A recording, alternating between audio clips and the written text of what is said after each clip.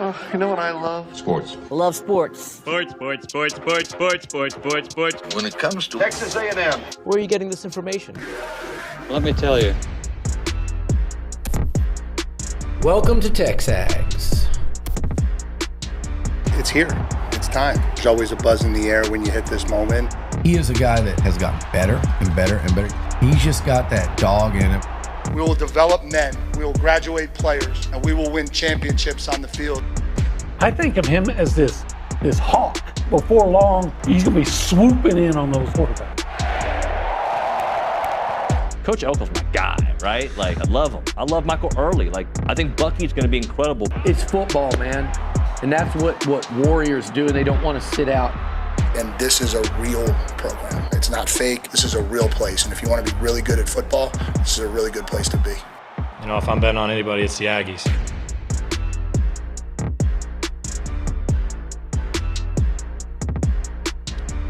I don't know how to feel, OB, because I was telling you before the show started that I probably would have put A&M third in the college football playoff rankings, maybe second. I could have made an argument for first.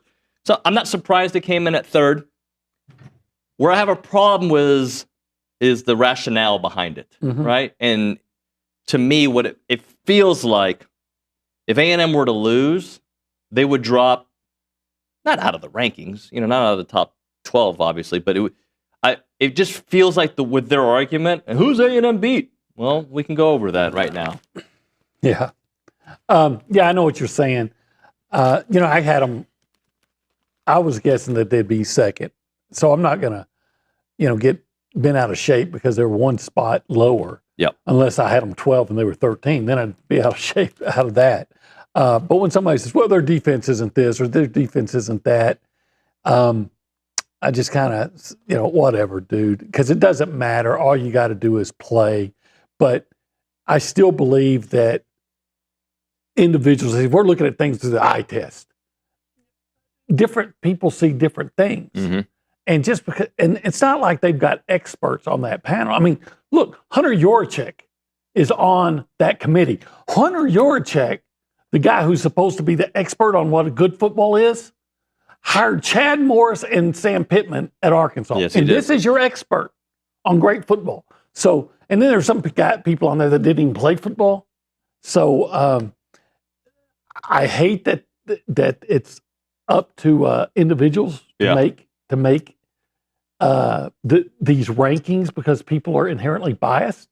I'm of the guy that says go back to the computers, but okay, you know what? From A&M's perspective, it doesn't matter. Just win. If you beat Missouri and beat South Carolina and beat Texas, you're going to get a bye. You'll probably be number 2, if not number 1. If you do that. If you don't deserve to be in, especially if you lose all 3 of them, and you won't be.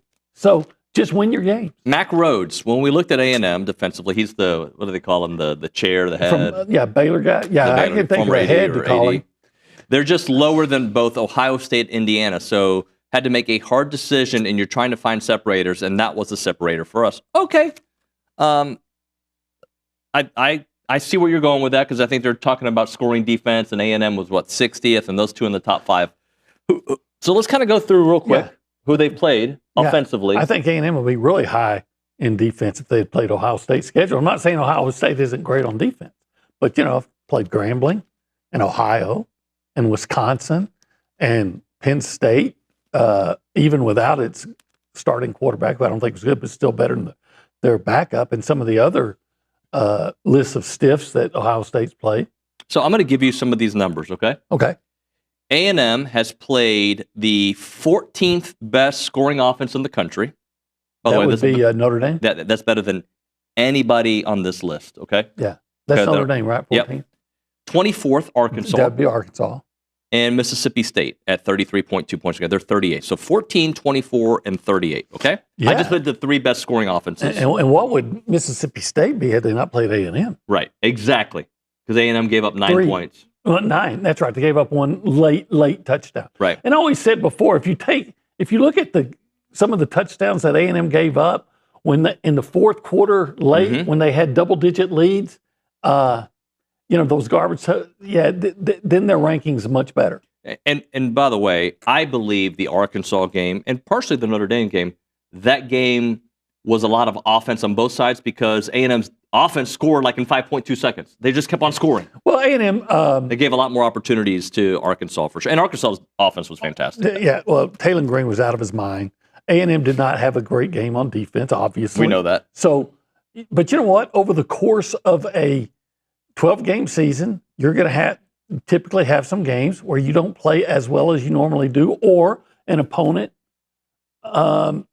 what's the way I want to say this? Opponents just better than they typically are. So, Sid, I'm doing the top 3 offenses. Sydney, by the way. Hello. Hi, Sydney. At the Angry Elephant News and Social Center. I'm doing the top 3 offenses that each team has played of the top 3. So if you can do the average for me as we go through each team. So A&M has taken on the 14th best offense, the 24th best scoring offense, and the 38th. So if you do the average for me, we'll get to you in a moment, and then we'll go Ohio State. It's about 29. 29. Yeah, you're good with math. Ohio State, 23rd best offense in Washington, the 39th best offense in Illinois, and the 61st best offense in Texas. That's I think that comes out to 123 divided by 3 would be about 41. Okay. That is right. Okay. And then you have Indiana, and by the way, I think Indiana's defense is pretty salty. Okay. Oregon, who's 5th in the country at 41.2 points per game. Illinois, 39th. And Iowa, 53rd.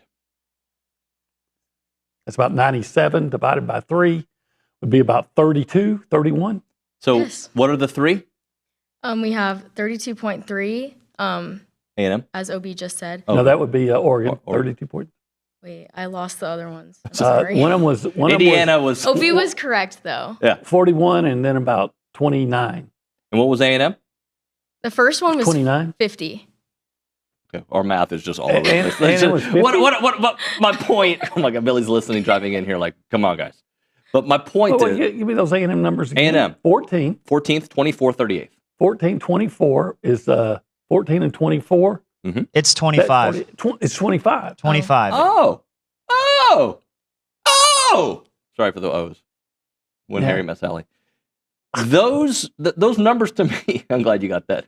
I'm glad that you don't know what we're talking about, do you? I don't. Okay, no idea. Don't Google When Harry Met Sally restaurant scene, whatever you do. Do not do that. Great movie. Yeah.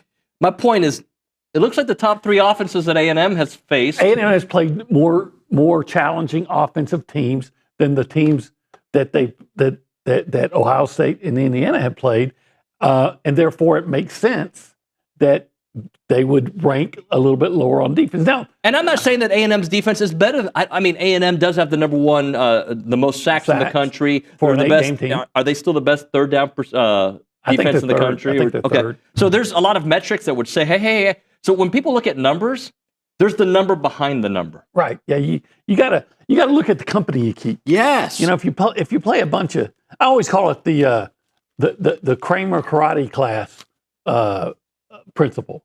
Remember when Kramer he was talking about being the best guy in his karate class? You should be able to relate to this because you're in all that stuff. And then they found out he's a grown man and everybody else is like 10 years old. Yeah, that's right. So of course he's gonna.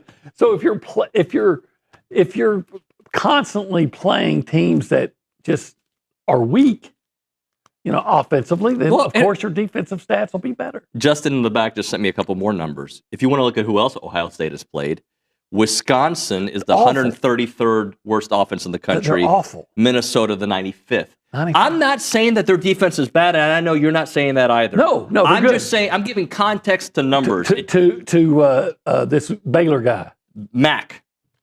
He's not the daddy Mac that makes you want to jump. Yeah, So he's just another bad creation, OB. He's just another Baylor guy.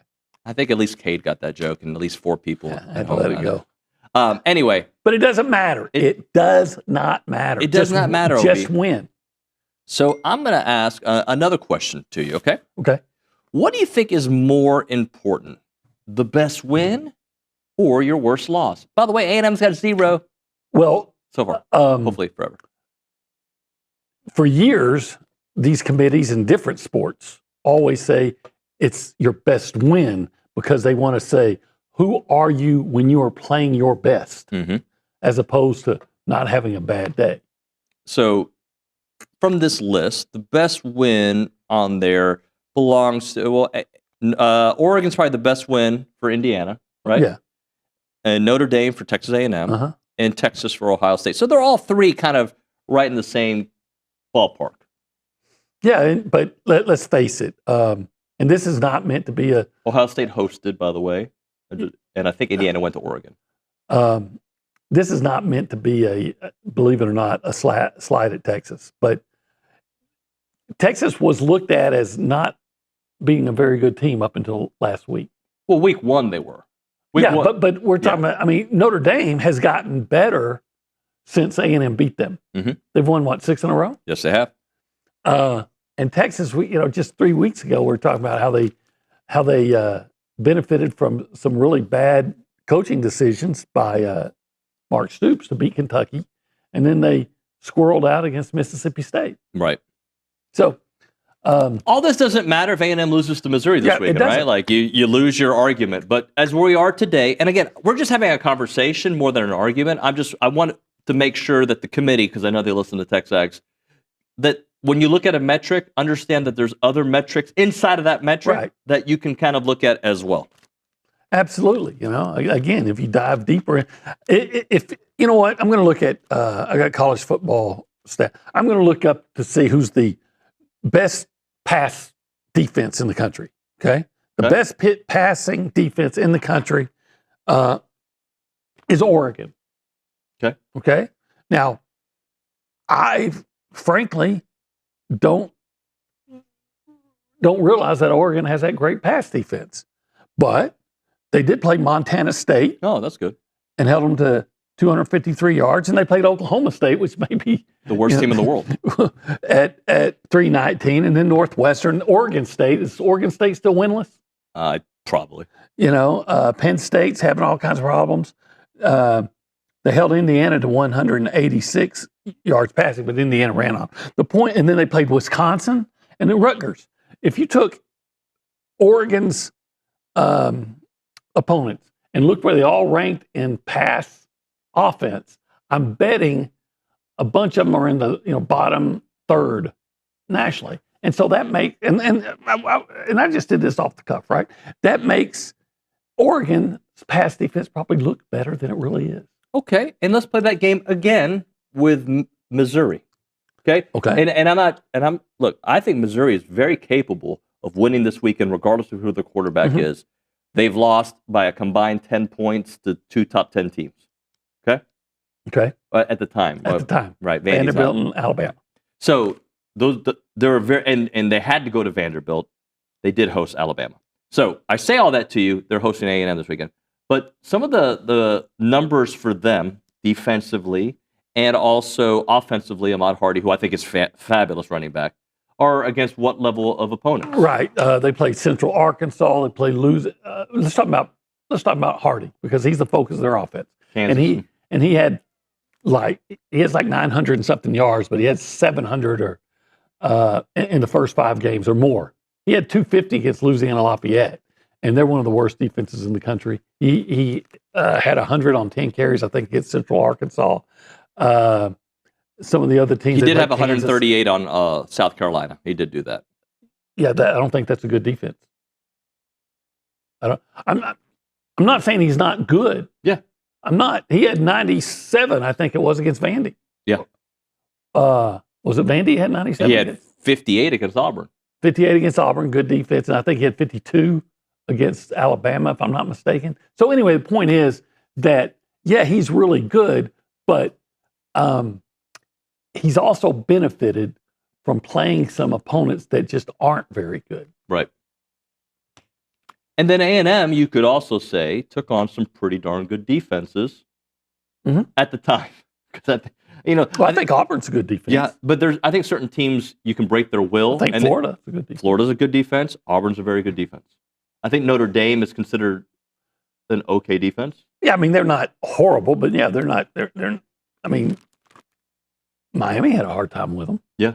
So you can slice up numbers however you want. Right. What's I'm going to act like I'm well read and intelligent here. Mark Twain said there's lies, damn lies, and statistics. Mark Twain. Ladies and gentlemen, Olin Buchanan as Mark Twain with a duck camp shirt on. All right, let's just like to quote intelligent people, right? Right. It makes you when you quote intelligent people, it makes you look intelligent. See, said David Nuño. Say hello to my little friend. Said some Cuban. Yeah. My name is Amigo Montoya. You killed my father. Prepare to die.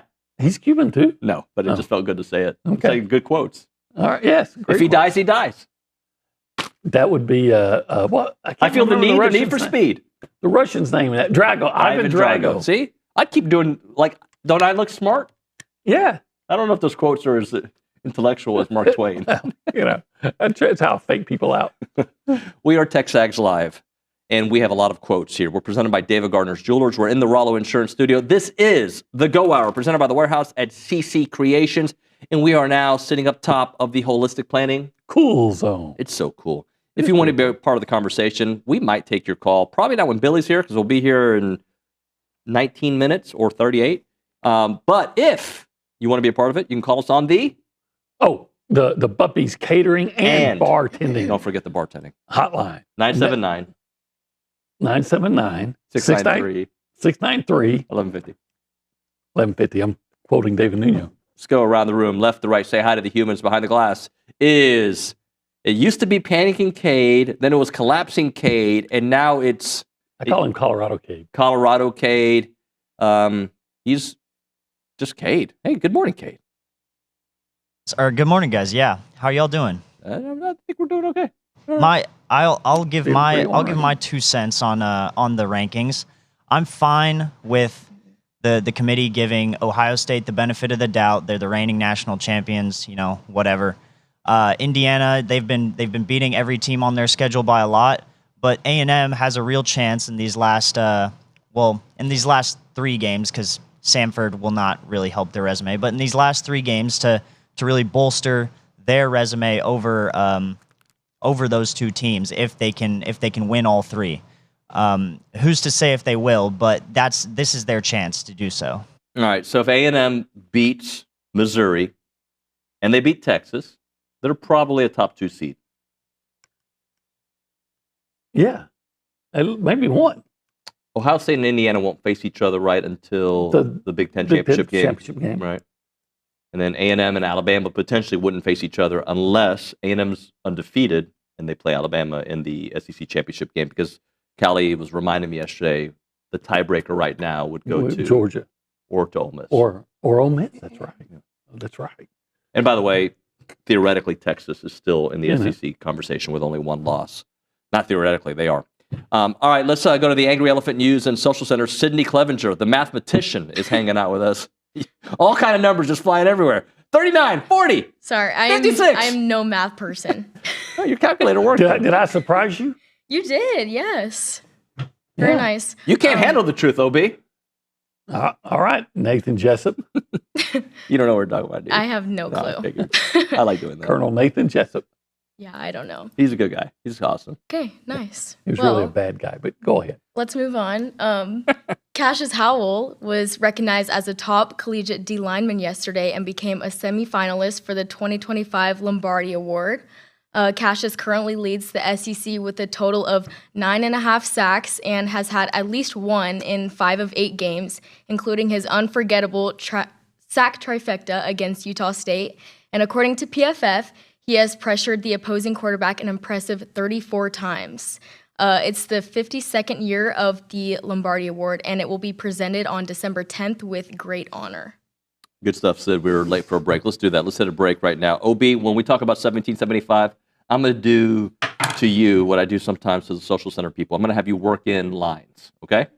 Okay. So we did movie quotes. So you're going to talk 1775. You're going to say, frankly, dear, I don't give a damn, my dear, excuse me. And I want you to also work in, I'm going to make him an offer he can't refuse. Those 2 lines when you talk about 1775.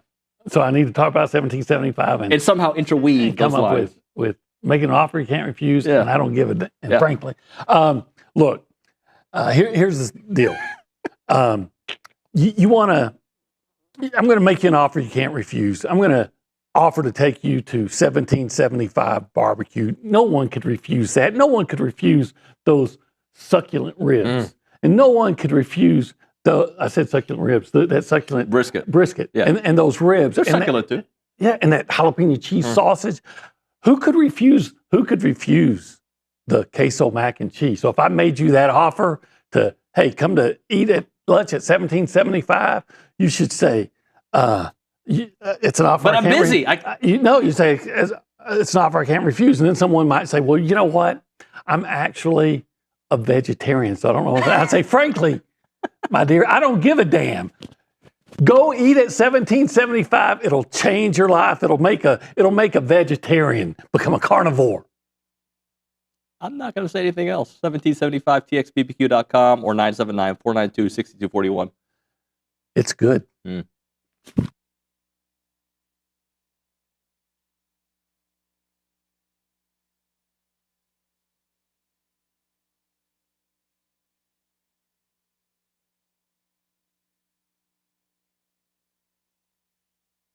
Hey everyone, it's David and Olin from the Holistic Planning Cool Zone. You know, I like when we have the chairs here because I don't feel like I have to do this when we're talking about holistic planning. But they want you to know, TexAgs subscribers, they take care of the TexAgs subscribers. Oh, absolutely. Take care of everybody. They want to know that anybody who signs up by November 27, 2025 will receive this awesome offer. If the Aggies beat the Longhorns or win in Austin on November 28, 2025, clients will pay no management fees to Holistic Planning for the entire 2026 calendar year.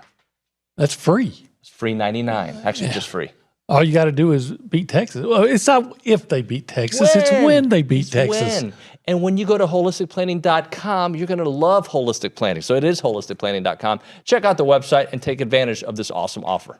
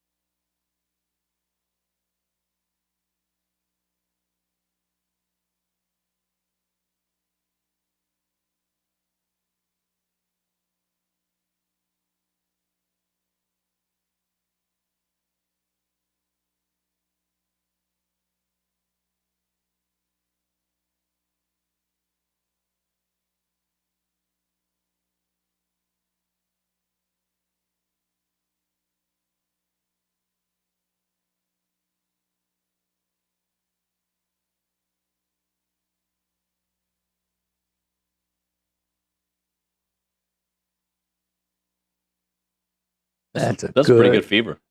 I can't tell you how many times I have sang at least the first part of that song to Armita back in the day. When's the last time you had a fever of 103? I don't know. You don't take your temperature? Not a temperature? Well, I mean, when you were a child? I just can't remember when it was. I know the last time I was sick. Yep. Whenever that was, but yeah.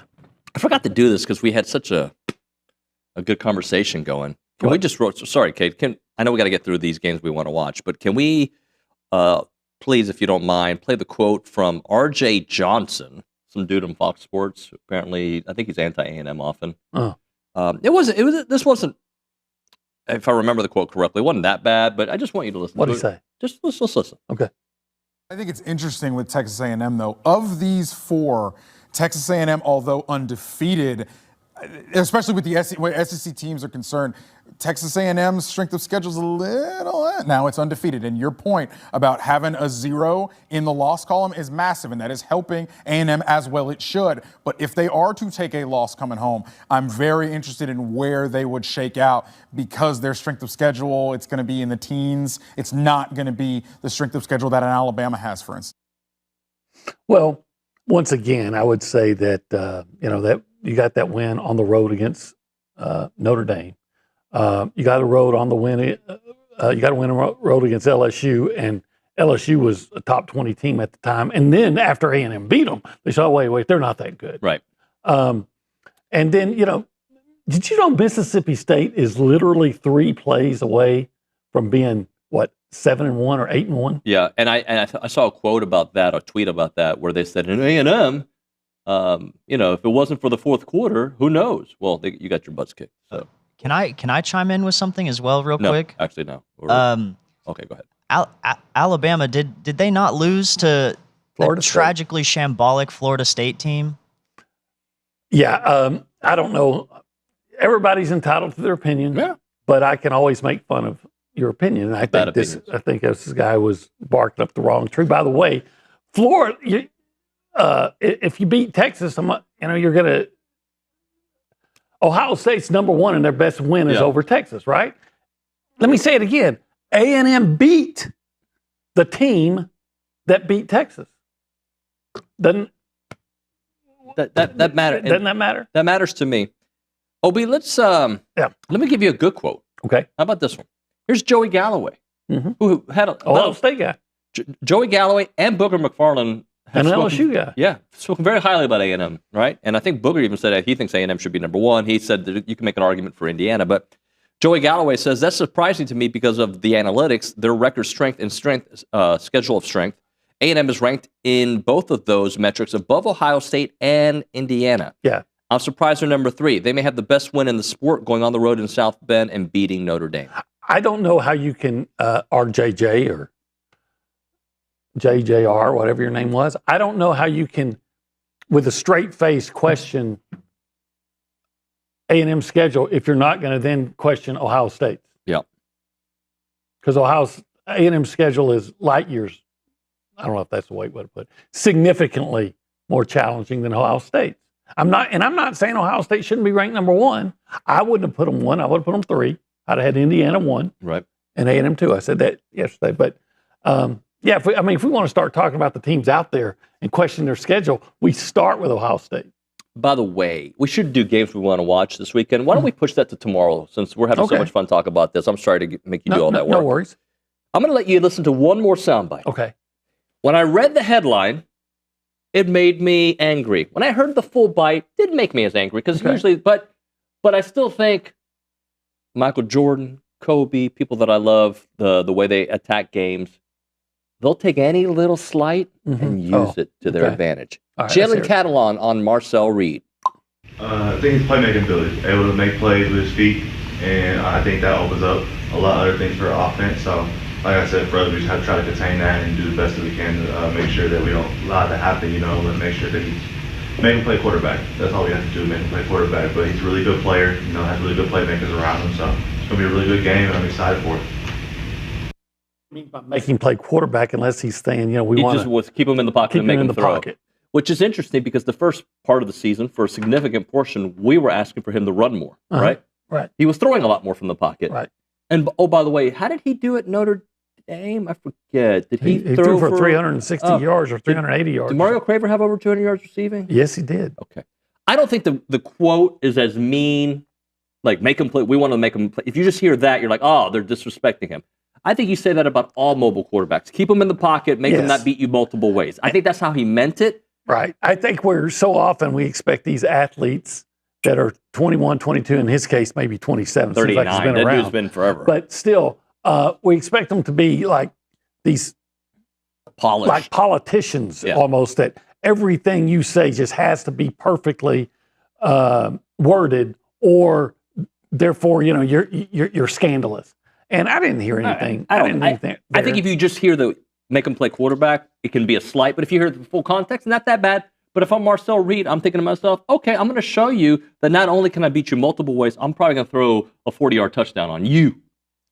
Yeah, I like the idea of making Marcel play quarterback because he's a damn good quarterback. There he is. There's a reason he's mentioned in the Heisman conversation. Yeah. OB, what are you wearing right now? I'm wearing a duck camp. What would you call this kind of shirt? There's a I name would call it kind of off-white.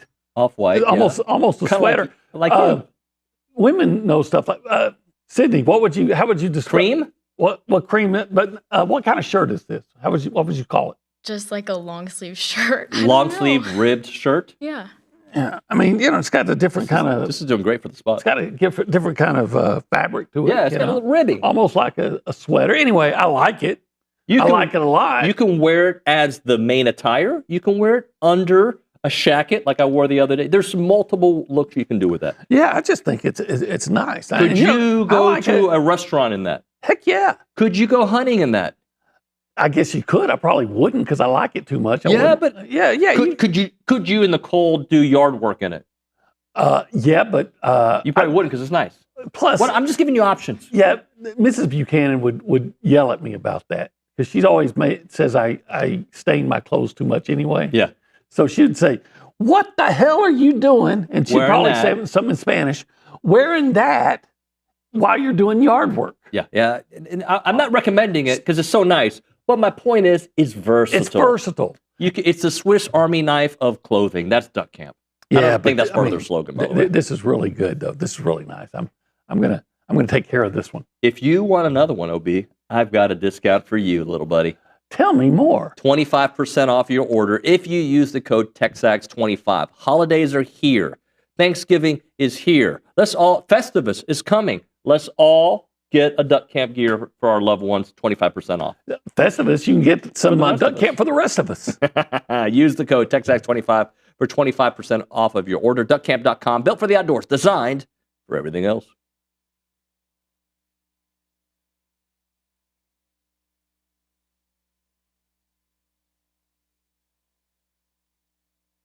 Let's talk a little Snaps clothing. David Nuño here, and I love wearing Snaps clothing everywhere. I've got the flannel on right now. You've seen me in the Tailgater collection with the A&M gear. It is fantastic. If you see me around town with my sons, Christian and Cruz, they've got a bunch of Snaps gear. When they have big games for Consol, they wear nice clothes, so they wear their Snap stuff. And I'm telling you, with baseball season here, let's all kind of go looking stylish and fit to the games there at Olson wearing the Snaps clothing.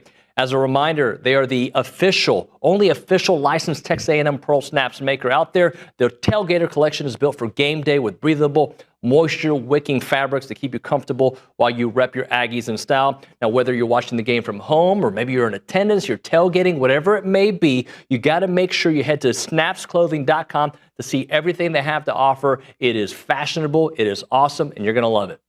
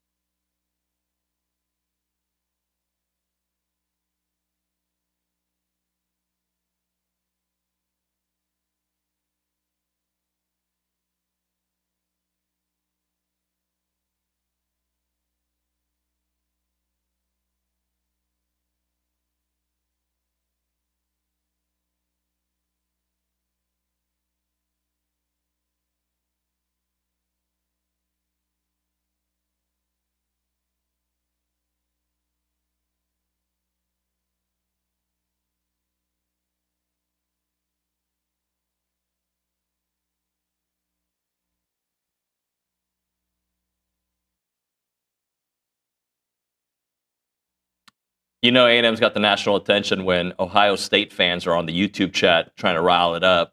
Appreciate that, guys. Helps our algorithm. Thank you very much for that. It's TexAgs Live. We're presented by David Gardner's Jewelers, Rollo Insurance Studio. We go to the Bubby's Catering and Bartending Hotline. That's where we find Billy Liucci, our executive editor and co-owner of TexAgs. Billy, good morning, buddy. Good morning, David. How are you, sir? Nice of you to start telling all the Ohio State fans how the algorithm works this morning. Well, they need some help. They didn't take that class. So I don't think you did there. Nor did I. I'm Mr. Algorithm. I think you just hear words and then start trying to apply them as best you can. I'm going to use some deductive reasoning. Just kidding. Billy, let's... Who is this guy, Alan? How much rhythm does he actually have? He goes, by the way. So, Billy, let's...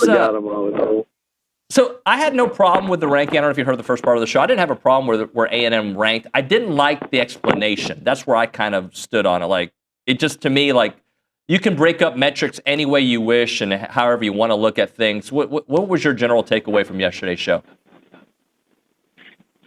Well, you're never going to like the explanation of these people. I mean, I think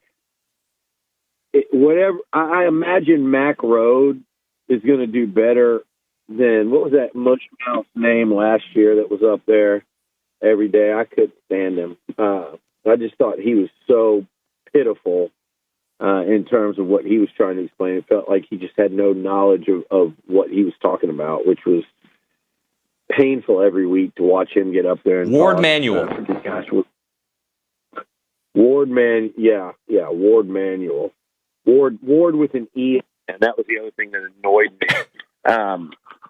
If you're going to put an E on the end of your name, then at least let that stand for educational. Like when he talks, he can educate people on the playoffs since he was the chair of the committee, but he was unable to do that week after week. It was pretty ridiculous. But I think Mac Rhodes seemed like off the rip he was doing a little better job, but he's still not he left a little to be desired right off the rip with that. You know, I also heard him later talking about an injury.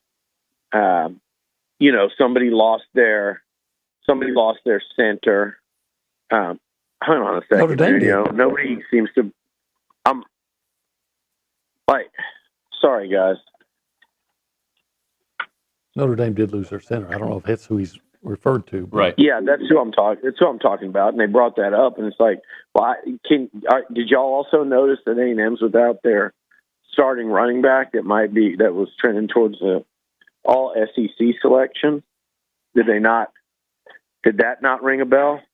So the fact that they didn't bring that up, it makes me wonder a little bit about, like, if you're going to apply it across the board. And then the defensive thing, that's fine. But, like, are we going off statistics and we're going off which offenses, who's playing who? Because if you look at the offenses A&M is playing right now versus some of the ones that Ohio State and Indiana have, it's not an apples to apples comparison by any stretch of the imagination. And then on top of that, you know, I think that if you're going to start playing that game, you got to be careful not to be knocking A&M for the fact that they gave up a last-second spread covering touchdown to UTSA, that they gave up a touchdown to Mississippi State when the game was 31-3 in the fourth quarter, that they gave one up to Arkansas up 10 with seconds left, that they gave, and I understand that was a more competitive touchdown, but again, still, you're up 10, you give up a touchdown with seconds left,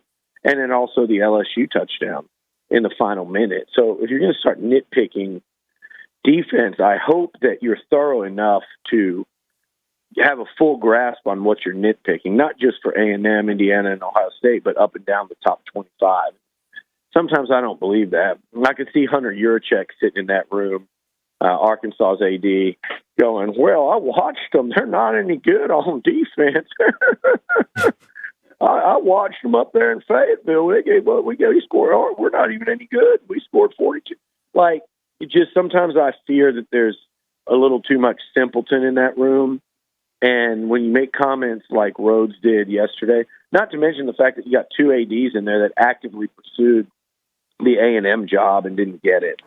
So, again, I don't think I have no problem with them sitting there at number 3, but I do question the capability sometimes. And going on down the list, which we'll talk about a couple other things as well, like the Notre Dame, Texas, Oklahoma thing, the Miami Notre Dame thing, and some other interesting rankings there. Why don't we do this, Billy, since you are now here in the lobby? Let's hit a break, and we'll finish up here on the other side. Right. Thank you very much. That's Billy Liucci, who's walking into the studio as we speak. I was wondering what was going on. If you're looking for real peace of mind when it comes to your money, check out Aggie-owned Paragon Financial Advisors. They're an independent fiduciary serving clients all across Texas. No sales pitches, no commissions, just honest financial planning and investment management. What really sets them apart is the over 9 CFPs, the CFA, and the CPA all on staff. And these folks take their credentials seriously. And they work tirelessly to help build their future you can feel good about. Go to paragon-adv.com or give them a call, 979-693-3907 to schedule your free consultation today. Paragon Financial Advisors, integrity, expertise, and trust.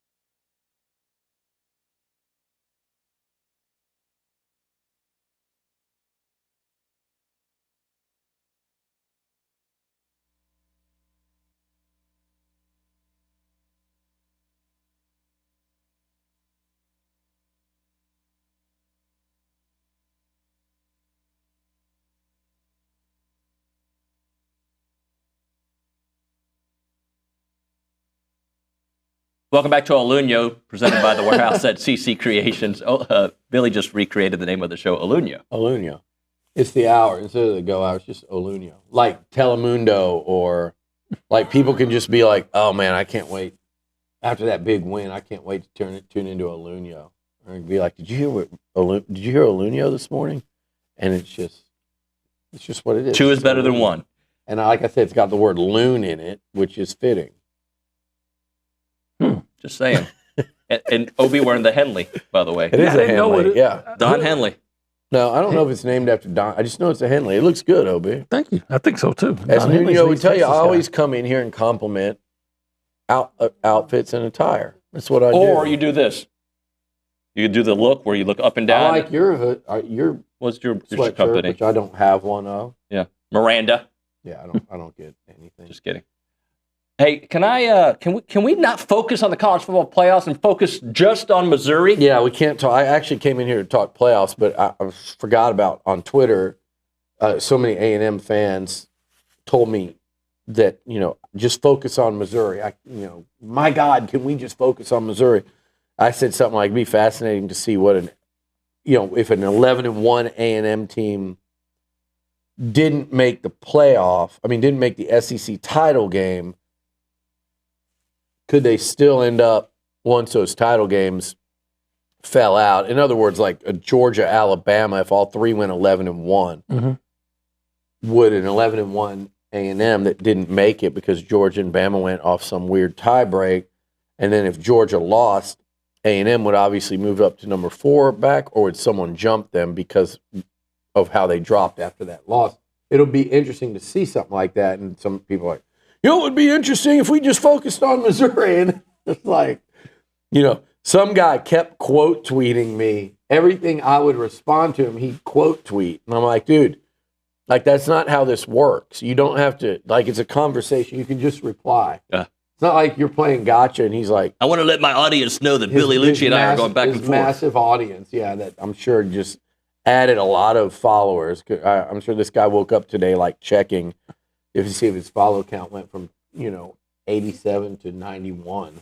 I followed him. So anyway, to the people that are worried about it, I guess you would prefer us to just. Actually, this is the actual real answer. I would say I guess you would prefer us to talk about nothing else today but Missouri on a Wednesday when that game's coming up on Saturday. We're going to do a full preview show on Friday, and we'll probably talk about it primarily tomorrow and some today, or we could just talk about the college football playoff ranking that just came out 12 hours ago that had Texas A&M ranked number 3 in the entire country, in the entire field, and has the whole rest of the country is talking about the Aggies and where they stand in the playoffs and how things could shake out for all those teams. But we're not allowed to because apparently we're the only program in college football with a football game on Saturday. Billy, let me just... Hopefully they're 12-0. They go to the SEC championship game. They win that, and you've got a bye. You're the number 1 overall seed. I don't know. Am I reading too much into it? I feel like a loss this year would hurt A&M more than maybe it would hurt Ohio State. Maybe it would hurt more than Indiana. That's the only thing yesterday that concerned me a little bit listening to this year's Yahoo in Chief talk. Daddy Mac. Because I was like, if they did lose a game, how much are you going to penalize and drop them? I don't think it's that bad. I think it's just I think they love Indiana and Ohio State. Mm-hmm. They like A&M. I didn't get the feeling they didn't like A&M. And, I think they love Ohio State and Indiana. I think they love Notre Dame, which helps A&M out. So I don't think they would plummet them. I would be way more concerned with a 2-loss A&M, what they would try to do there. Because to me, a 1-loss A&M, if that happened, it would just simply be, do they get the bye? Are they cracking that top 4, or are they 5 or 6 and hosting a first-round playoff game? That would be that one is not. I don't think there's much wiggle room there. Mm-hmm. You get what I'm saying? Because to do that, you'd still have to beat either a ranked Missouri team and add that to the ledger on the road, and then you have 3 what I think will be looked at as quality road wins, or you beat Texas on the road, which would be looked at as a terrific road win to go along with a terrific road win at Notre Dame. So 11-1 is fine. They're not. That doesn't change it. My thing would be if they went 10-2. Now, if they go 12-0, they're going to finish number 2 or number 1, but probably I would guess 2. Mm-hmm. I don't think Ohio State or Indiana will lose, and then one of them will beat the other. And so I kind of like that idea. like a 12-0 A&M going in there as the 2 seed versus the 1. I mean, just from the standpoint of, I mean, you would like the 1 because you get the 4, and I do think there are 3 teams that stand out right now. But I just kind of win out, and it takes care of itself. Just win. Keep winning. And you should win. You're a better team than everybody left on your schedule. Doesn't mean that you have to be the better team that day. We all know that. Yep. But that's why I'm not too worried about it. Now, and I know none of y'all are either, but I know there's some angst out there. I saw, we're going to be disrespected. It doesn't matter. Yeah. It only mattered back when there was 4 teams. Yeah. And you did get disrespected. What annoys me is I still go back to 2020 and hear them say, well, you know, A&M, they're only winning these close games. And it's like, you know, they weren't winning with pizzazz, with scoring. And now, because they're just a defensive team. Mm-hmm. Yeah, yeah. And now, well, their defense isn't. They're winning with a lot pizzazz. of pizzazz. Yeah. So there's, I mean, they keep. It seems like where A&M's concerned, and I don't mean to be that guy that's always feels like we get disrespected, but I've got 2020 when they were definitely in the mix, and this year they're definitely mixed. And the one reason that they discounted A&M in 2020 is the exact opposite of why they're discounting them now. Do they just, I think I know the answer to this, and I think it's yes. Do they just flip the entire committee every time? Yeah, I think so. Yeah. They should do it more like the regents, you know, where it just rolls. And there's a rollover and you have some continuity to it, because it is a different set of parameters and a different set of, like, you know, boxes to check in their mind every single season. And you don't know what those are until like literally November. And then you're trying to spend November figuring out what is it this committee likes. But look, I think the committee likes A&M. I just think they love Indiana and Ohio State. Hey, I get Ohio State. We got 30 seconds left. Hopefully we don't have to worry about this. But if A&M has 2 losses, you think there's a fear of them not getting in the playoffs? No, I still think their resume will be better than a lot of the other SEC contenders in there. So no, I don't have a fear of that. I'm just saying, like, 1 loss is not even worrying about what the committee thinks of you, really, because they're just not very far that A&M would go. Okay, drop it there. Thank you, Billy. Right. Enjoy breakfast. OB, thank you, sir. Nuño Hour coming to a close. When we come back, the Professor John Harris, footballtakeover.com, Texans sideline reporter. That and more, TexAgs Live.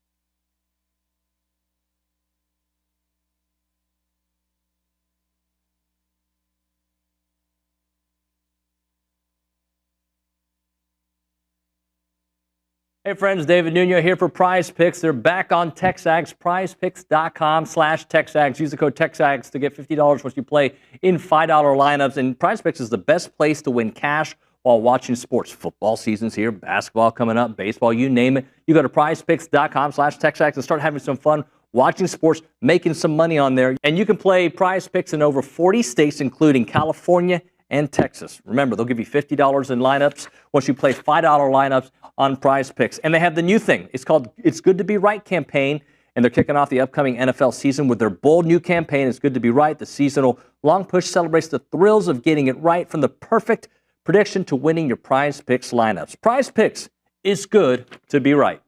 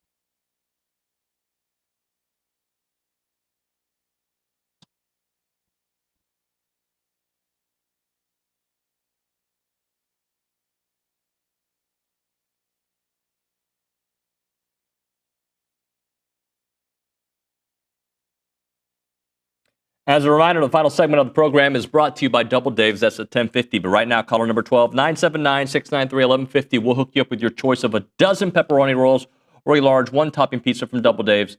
They've been serving Aggieland since 1984 with your favorite pizza and, of course, those world-famous pepperoni rolls.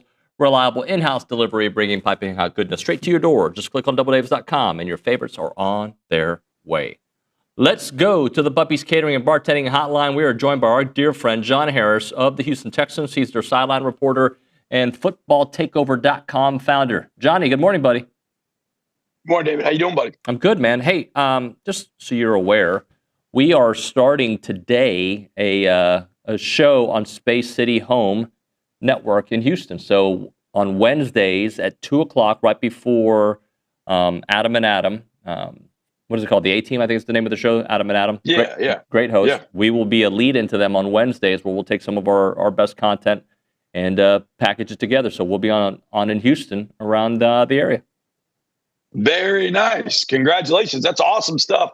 Space City Home Network, man. We talk about this all the time with the RSNs, and they're always looking for content, good content, man. So I'm glad they've reached out to you guys. I know TexAgs provides and has provided great content for, forever.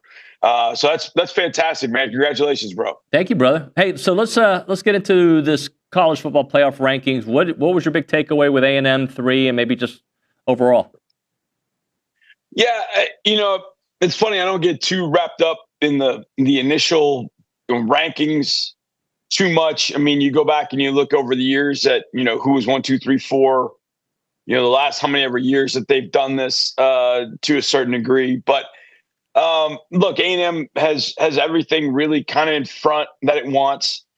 It's got it's got Missouri this week. Just take care of business. If you take care of business against Missouri, then to me, it feels like they're in the playoff. That's what it feels like to me, regardless of what happens with Texas. And look, the tiebreakers are kind of all over the place. If Texas is able to beat them, then Texas gets in. If Texas wins, I don't know. There's all kinds of tiebreakers. But the point being, it's all right in front of them. And they don't even have to win every single game, which I think is kind of fascinating.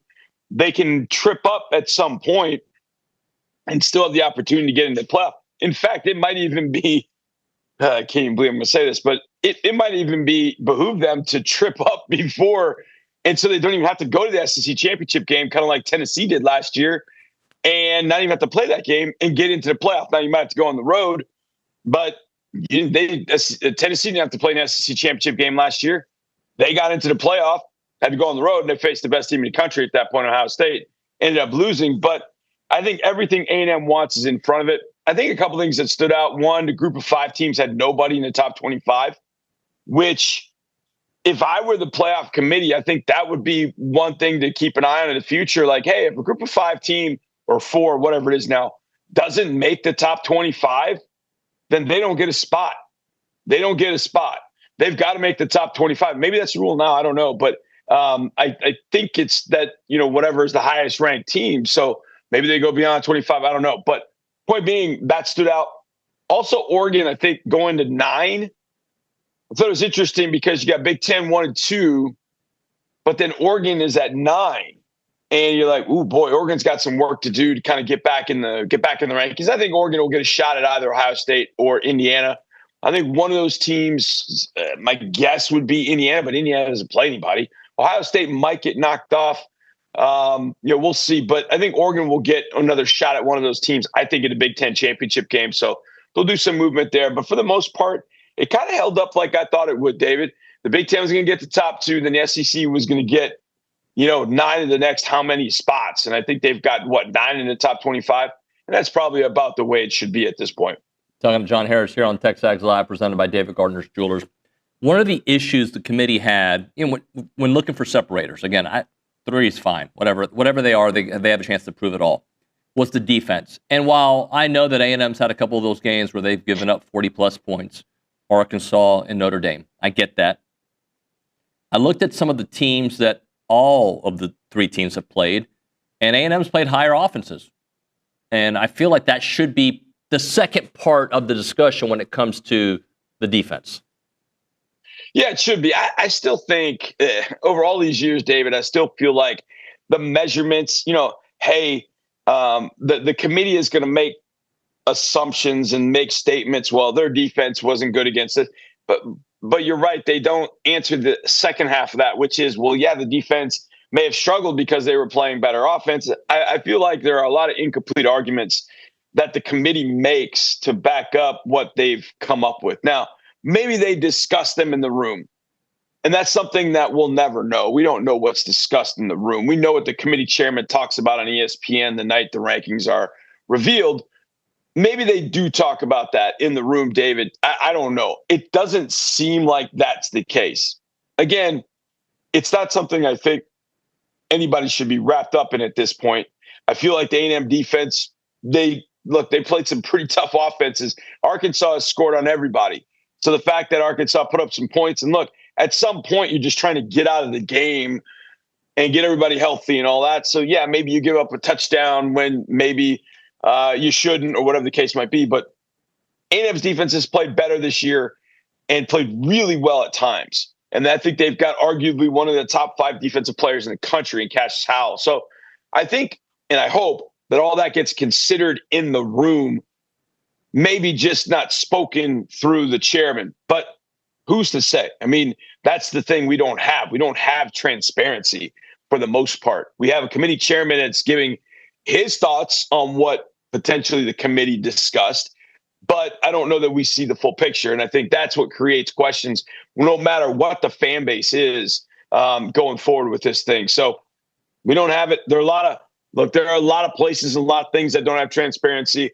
Dabo Swinney was on his high horse yesterday talking about transparency for the officials in the ACC because they made a bad call against his team, who is hot garbage anyways. But point being, transparency, especially in a world now where we have gambling and all of this that's out there, I think we probably need to be a little bit more transparent in how things are going so we don't let that element or the thought of that element seep in. Talking to John Harris on the Buppy's Catering and Bartending Hotline. John, let's talk about Missouri, because when there's almost 2 weeks in between games, a lot of time to talk yourself in and out of these scenarios. And this quarterback has never played before, but, he could be Marcel Reed coming in the Oklahoma State game. And there's all these little different things that come out. I look at a Missouri team that has a pretty good defense and a pretty good offense regardless of the quarterback. But I don't think, like, you look at some of their games where those statistics were, they cut their teeth. Kansas game, like there's other games. So I don't know if I know enough about Missouri. I do know that they took Alabama to the very end. I know that they played Vandy super tight on the road. But I don't know. I don't feel like I know Missouri yet. What do you think? Well, I think Missouri's kind of murky, obviously, because Prabula is out. Prabula gave them so much more at the quarterback position. I mean, Zoller's made a couple of nice throws in the game that he stepped into. Is that the Alabama game he stepped into? He did some good things, but I don't know if it's anything that you get really, really excited about. And I don't know that he's going to be quite the runner that Bo was. So you kind of take a little bit of that element out. I mean, look, I think Missouri is still stop Ahmad Hardy and you're going to be okay. If you slow him down, you hold him to 75 yards or less, I think you're going to be in really good shape with where you want to be. To me, this game is about it's blocking the edges, Zion Young, Damian Wilson, and slowing down Ahmad Hardy. If you do those two things, you walk out of there with a 2-touchdown win. To me, it's kind of that simple. I feel like Missouri, like you said, I think Missouri is probably a little bit better than pretty good defensively, especially with their front and the edge guys. But I think they're really good defensively. But there have been some good defensive teams that A&M has faced, and they've done what they wanted to. And I think I'm not going to say that A&M is going to do what they want, but they're a week healthier. They had a week to kind of go back to the drawing board, shake off a little bit of rust early, because that always happens after a bye week, and then settle in and keep Marcel upright. And I think A&M is going to go do what I wasn't sure they could do back in April and May, and that was win this 3-game road stretch. But it looks like, man, they're 60 minutes away from doing that, and they're playing a team with a banged-up quarterback, or I should say banged-up quarterback, without their starting quarterback, a banged-up running back who is now he's I don't say suffering, but just all the carries he got early in the year, the pounding that he takes because of the runner that he is, I think that's impacting Missouri's offense. I like the wideouts, but I don't think they can kill you. And I just think if you're able to move the ball effectively, don't turn it over. I think it's a game you go into Missouri and you win it and you prove that you're the number 3 team in the country. Talking about John Harris here on TexAgs Live, presented by David Gardner's Jewelers. All right, let's talk about Notre Dame and where they are in these rankings and maybe why they're ahead of other teams. So, like, why are they ahead of Texas? Why are they ahead of Oklahoma? It helps out A&M. Is it the quality of wins that, or is it the quality of losses, I guess I should say, for Tech? Why do you think? I'm all over the place here. I think Notre Dame is just a damn good football team, to be honest. I mean, I think that's what it is. I mean, they're wildly talented at the perimeter spots. I mean, look, A&M fans saw Notre Dame. I mean, it's a good football team. I mean, it's the one team that took A&M to the final gun. Now, A&M's not played Georgia, Alabama, Oregon, Ohio State, Indiana, et cetera. But of the teams that A&M has faced, I mean, I feel like Notre Dame has just been, I said this when they were 0-2. I said, yeah, they've lost to 2 really good teams. I think Notre Dame is a team to keep an eye on because I think they can run the table. They're going to get a playoff. And that obviously helps A&M, of course. But I'm not trying to be a hater, but I just don't see good quality wins on the Texas side. They beat Vanderbilt last week. It's a good win. I mean, it shouldn't even been close, but it was a good win. But I don't know that I was blown away by what Texas did. Oklahoma, same thing. John Mateer's injury has kind of made them a little bit mysterious. Like, how good are they if Mateer is, healthy? If he's not healthy, how healthy is he? I mean, I think that plays a role in trying to figure out how good Oklahoma is. And if our Mason Thomas is out for any bit due to the hamstring, I think Oklahoma's defense is going to suffer a little bit. Now, they've shown they're pretty good in the front 7. They could probably absorb a loss, but I think he's their best defensive player. So I think that's going to hurt Oklahoma. But I feel like Oklahoma's offense completely went AWOL against Texas. I feel like if Tennessee just wouldn't have shot itself in the foot, I think Tennessee probably beats them. But I give Oklahoma credit for that, for going into Neyland and getting a win. But I don't see Texas just me watching ball and watching a consistent team and watching what they're doing on both sides. I feel like Notre Dame's getting better each week.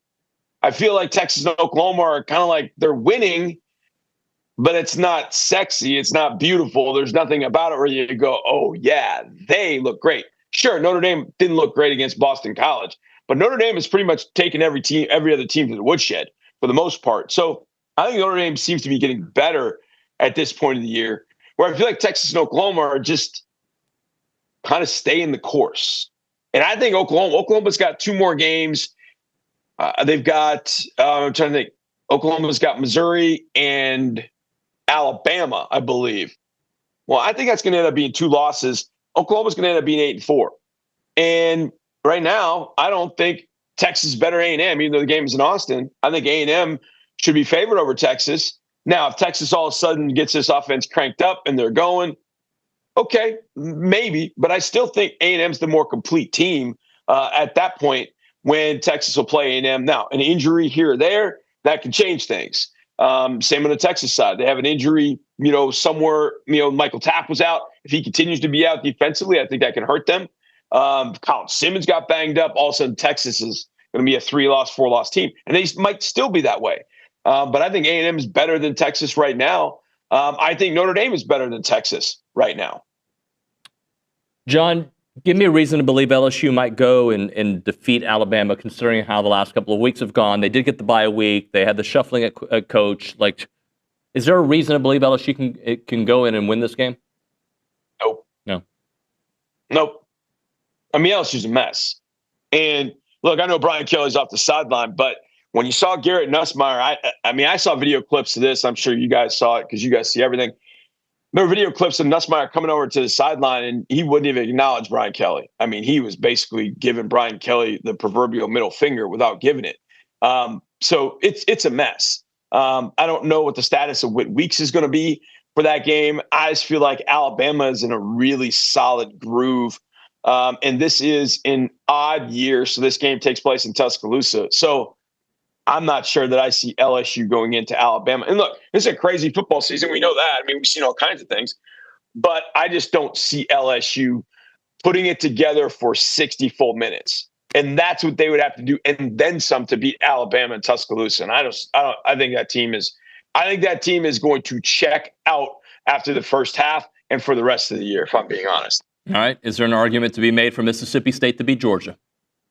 Yes. Now that you could, because I think Mississippi State is getting better every week.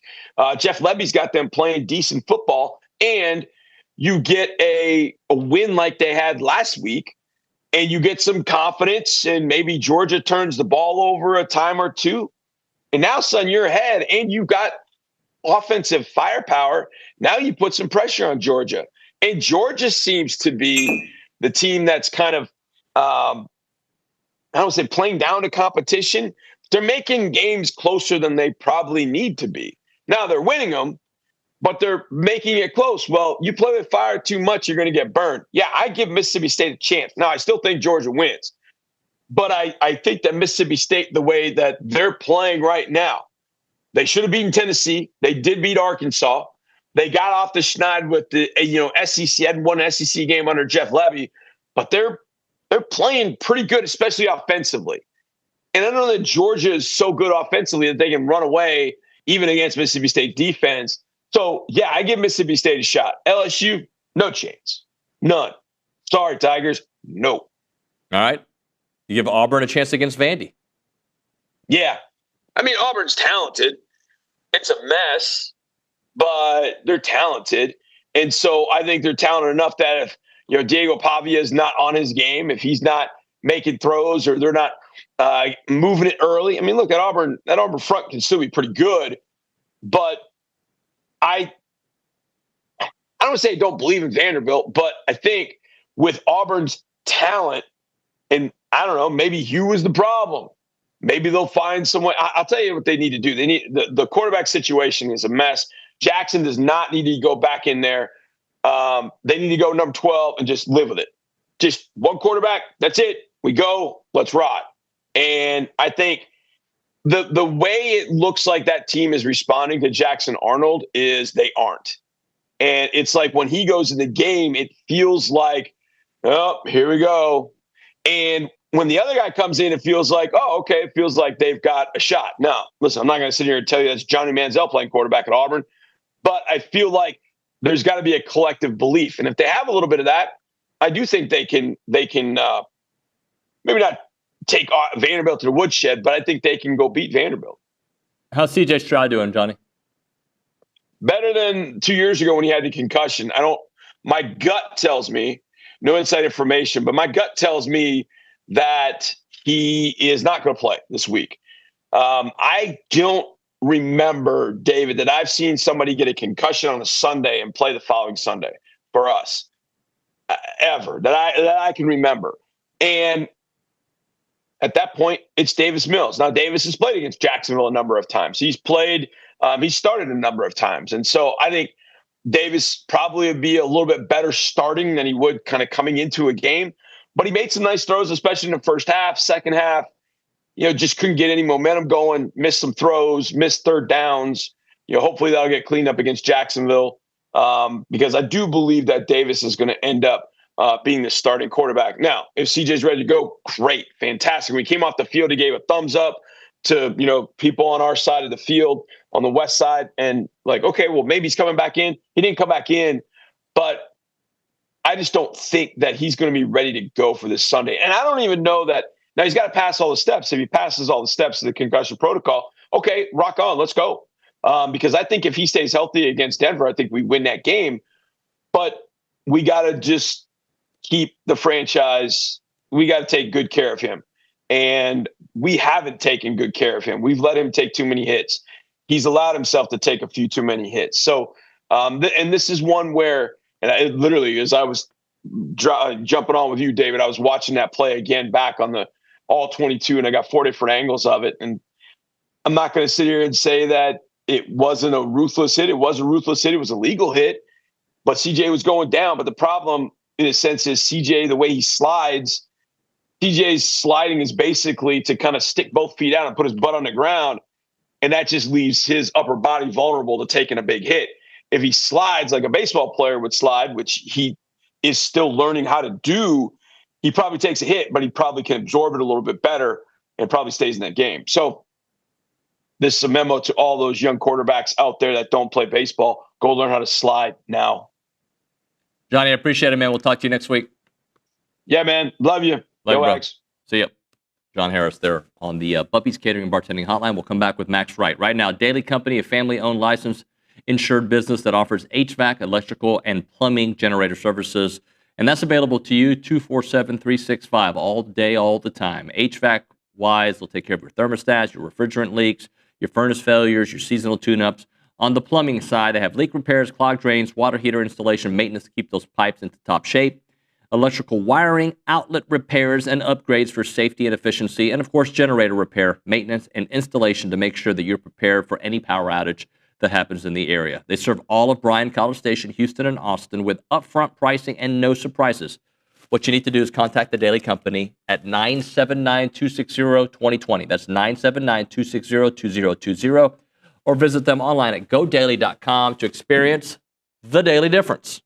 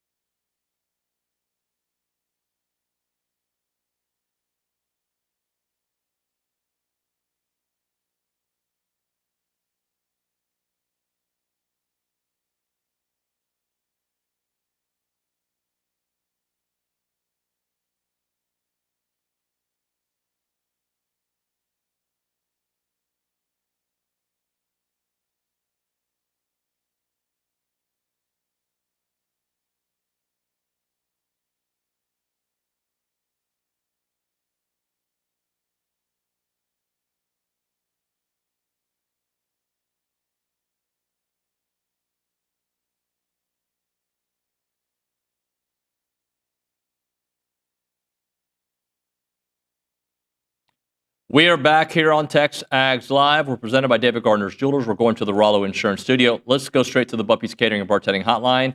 Former Texas A&M tight end Max Wright joining us, looking dapper. Good morning, buddy. Good morning. Good morning. Appreciate it. I like the script. TexAgs, man. That's nice. It's a nice look, right? Hey. Yeah. So, okay. I forget during your time at A&M, I'm sure there were times you popped in the college football playoff rankings when you were here. I think 21 started bad. And then they went on that huge run, including the Alabama win, the Auburn win, in Missouri win. It was a great run. What are your reactions to the first one and what it really means in the big picture? Yeah, I think this is the fun time of year where you start to get to the playoff rankings. But my favorite quote that Jimbo used to say was, "They remember November," and he used to hammer that on us whenever we would look towards the end of the season. Because at this point, there's still enough time left in the season where a lot of these teams that are ranked up in the top 10, top 15 are going to fall out of that top 25 ranking when it's all said and done. So to be totally honest, these rankings don't mean anything right now. It's great, cool. You got your name up in the conversation, to be in the college football playoff, but you don't handle business over the next few weeks. You're going to be watching the college football playoff from home. So it's important, for these guys to stay on the right track, keep their heads on straight. And I'm very confident that that's exactly what Elko's doing. He's not letting those guys even talk about those rankings and where they're at. And honestly, one of my favorite takeaways from watching the committee put out their rankings was I was kind of happy that there were some negative things said about A&M, especially the defense, that might light a fire under them to still go out there and prove themselves. So I think they're going to have their heads on straight. These rankings don't mean anything right now. All right, since you were just in the locker room a couple years ago, how much content do you guys take in? What we say at TexAgs, what ESPN says, SEC Network. I know coaches try to block out the noise, and social media, right? Social media is in these kids' face at all times. How much do you start believing your press clippings, what you believe what people say? How much anger do you take when they slight your team?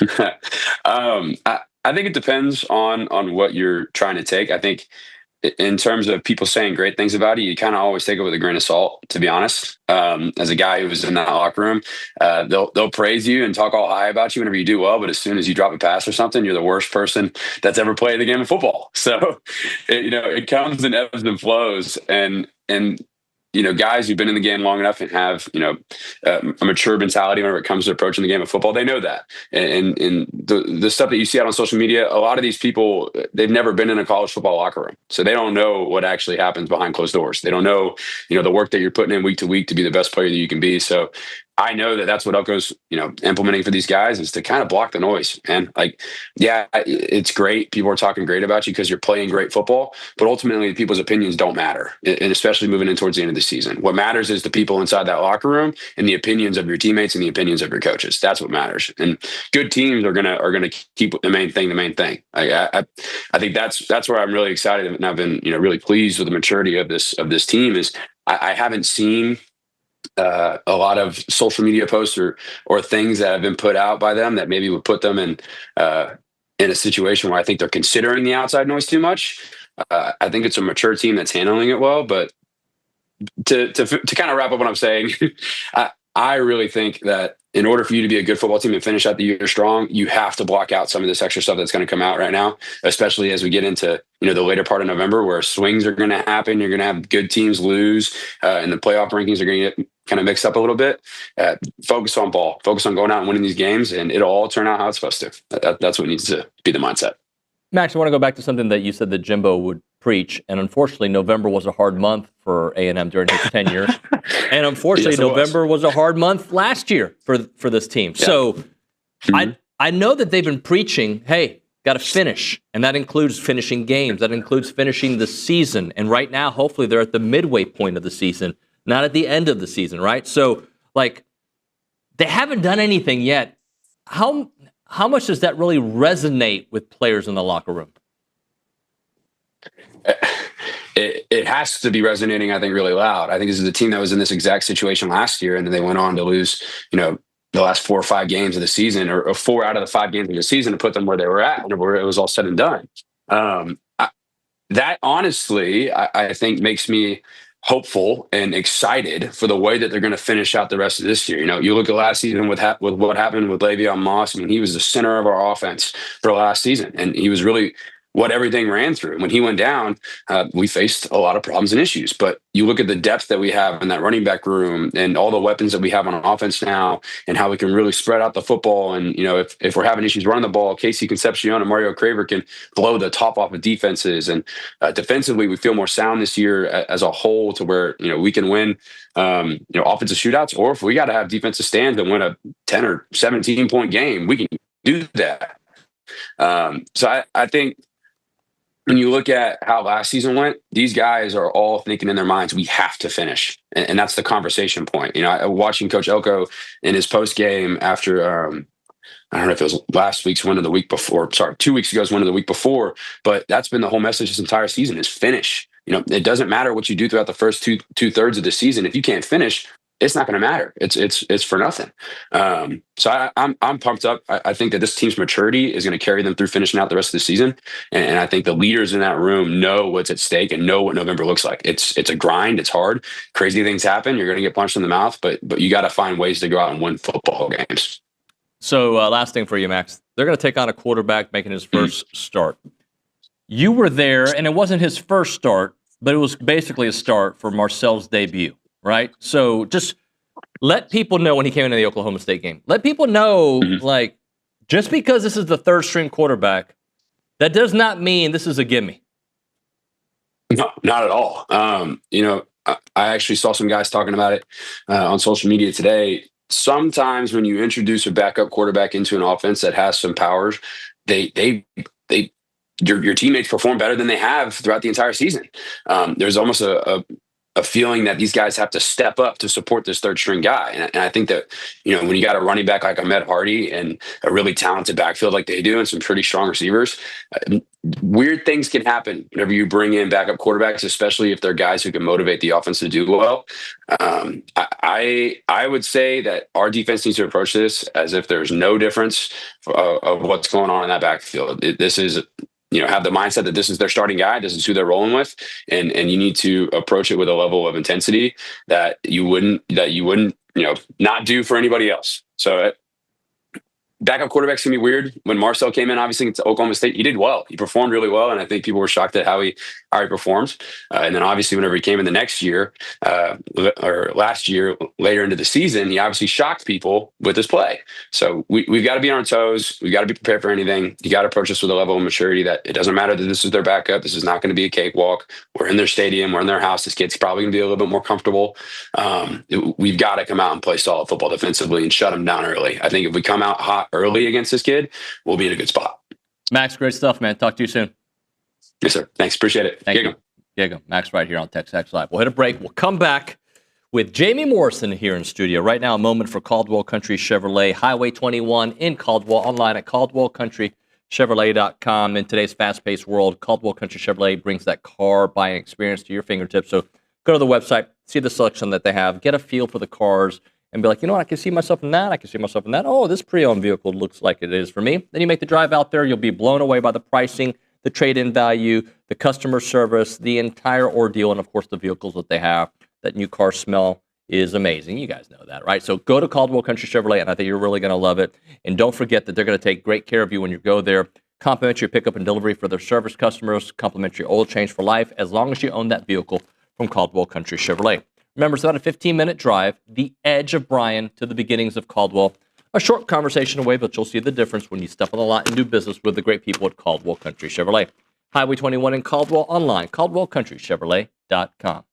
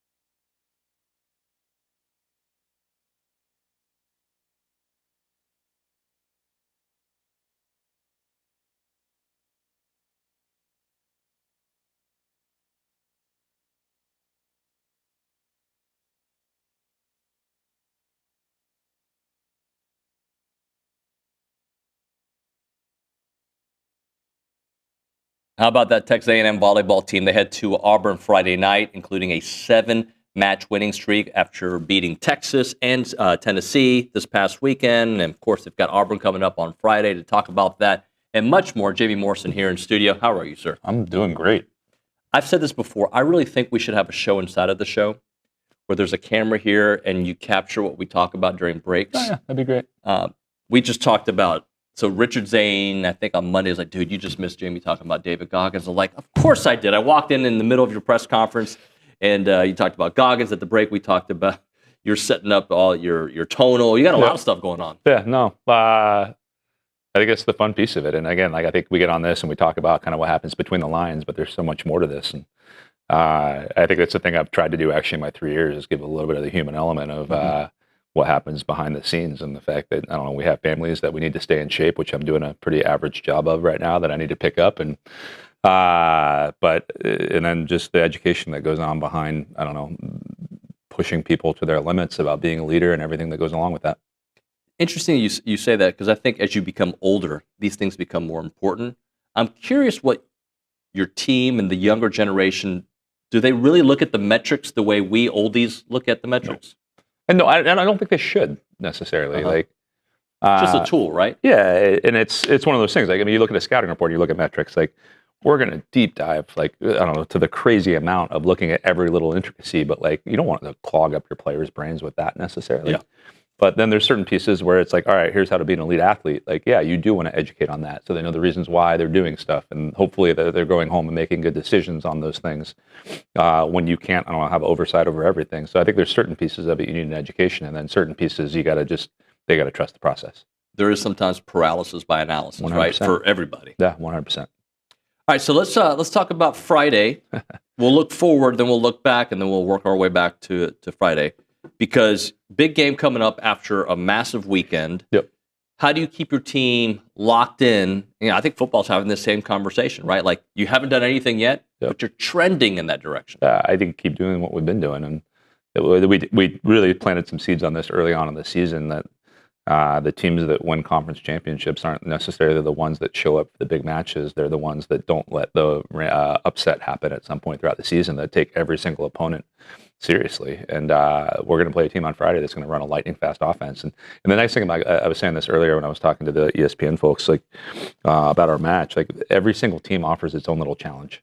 So like, there's these little things within it where it's like we have to overcome this. And this Friday, it's a team that can pass the ball at a really high level and run a really fast offense, and that's going to stress us. So just how do we handle that's really, really important. So you get all these little micro challenges within it that I think our team's done a really good job of. Like, all right, like they've done this against other teams, we're going to do better. And I think it'll be just that on Friday. Is your team getting better? And before you answer that, because sometimes I think people look at wins as like, absolutely, but you know how your team is playing. So do you feel your team is getting better? Yeah, I think from a volleyball standpoint and emotionally. And I think that match against Texas, and I know you told me I'm not allowed to talk about it yet. But, you can. You can bring cool. And that whole weekend, I just think the fact that we never in that panicked, we never got, I don't know, uncomfortable with kind of a difficult situation. I just think from an emotional standpoint, we're getting better in that also, and being able to sit in that and grind in that and then push in that fifth set into the point where it was a deuce set match or deuce set of volleyball. I'm trying to figure out what I'm trying to say there. And to be able to come through, that was huge. But yeah, I think from a volleyball standpoint too, like our passing numbers continue to go up. Our offensive numbers have kind of started to trend here. There's some defensive stuff we've been working on that I think we're getting better and better at. So, and then I think the other one too, just we talked last week about, I don't know, figuring out ways to be aggressive but be low error.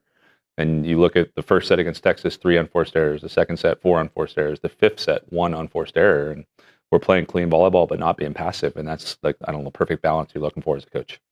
All right. The atmosphere Friday, and then before, during, and after.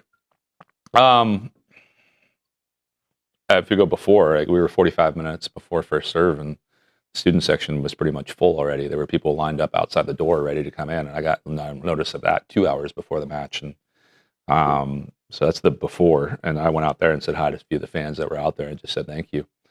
The during, I don't think I've been in an atmosphere like that, and it's a really cool, and like I had a moment, and I think even in the middle of the third or something like that, where I looked around and I was really proud that we have this many people that are starting to understand how entertaining and beautiful and amazing and graceful and powerful our sport is. And then just thankful that we have, I don't know, a fan base that's not just there to, I don't know, be a fan and sit down and kind of just golf clap, but people were on their feet. They were loud. I guarantee that crowd, I turned around at one point and gave them a golf clap because I couldn't be super fired up for the crowd, but like, I guarantee they earned us probably 6 to 8 points in that match, in a match that was decided by 2 points in the fifth. And I think for, I don't know, especially the young players on that team, they were looking around being like, man, this is amazing. And I think from a competitive advantage standpoint, it's amazing for us that, I don't know, we have a place where people are going to be really intimidated to come play. I think from a recruiting standpoint, like if recruits were watching that, we had one in the house that just, I don't know, like they want to be a part of that. And I can't, I don't know, be more eternally grateful to the 12th man for not only showing up, but just the way that people are being engaged in those matches and helping us win. I've got to assume, and maybe I'm crazy here, but following up that kind of win, that emotional roller coaster, and then going on the road and having to do it again, that's got to be even a more difficult challenge. That was, again, if you were asking me the two things I'm most proud of, it's I don't know, the way our crowd showed up and showed out, and then the turnaround that we had playing Tennessee was a really, really good volleyball team. And I had it circled on my calendar, like, and I said it on the beginning of last week, like, regardless of what happens on Friday, how we turn around and go into this matters. And I was really nervous. And then we got our girls in for video on Saturday morning before we took off on our plane. And just like everyone was on the edge of their seats, listening, engaged, asking questions. And at that moment, it was like every bit of stress just let go of my body. I'm like, we're going to be okay.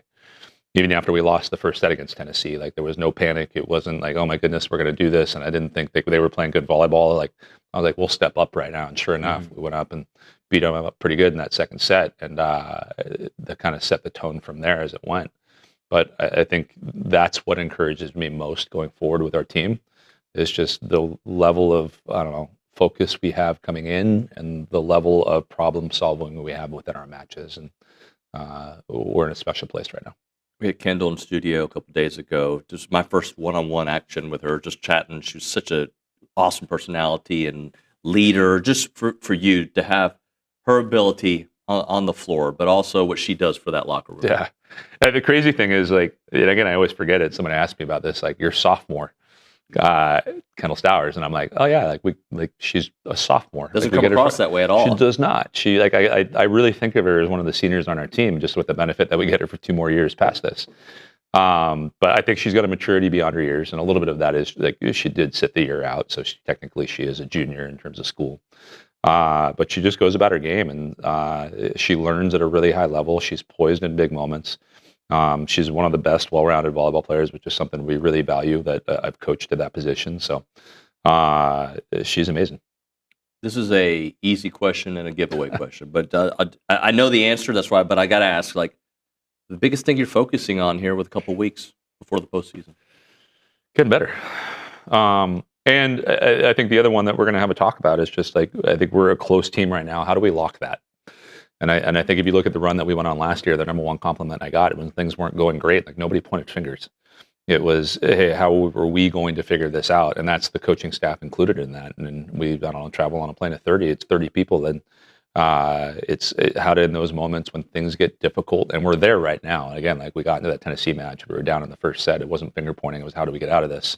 But how do we just lock that in place, that under the most extreme pressure, we stay true to one another in those big moments, and then find little ways that we can improve. And we've done it all year. And again, I think it was annoying maybe at the beginning of the year, but I think as the season's gone on, like our players have really gotten accustomed to, hey, we're going to find these tiny little like places where we can upgrade a little bit. And I think you've seen kind of the power of that, of like we've gone out and beaten some really good teams because we're just finding these like I don't know, fractions of points here and there. So where can we find those? Jamie, thank you, sir. Good luck. My pleasure. Appreciate it. We'll come back with Kaylee Dryer and Around Aggieland next on TexAgs Live.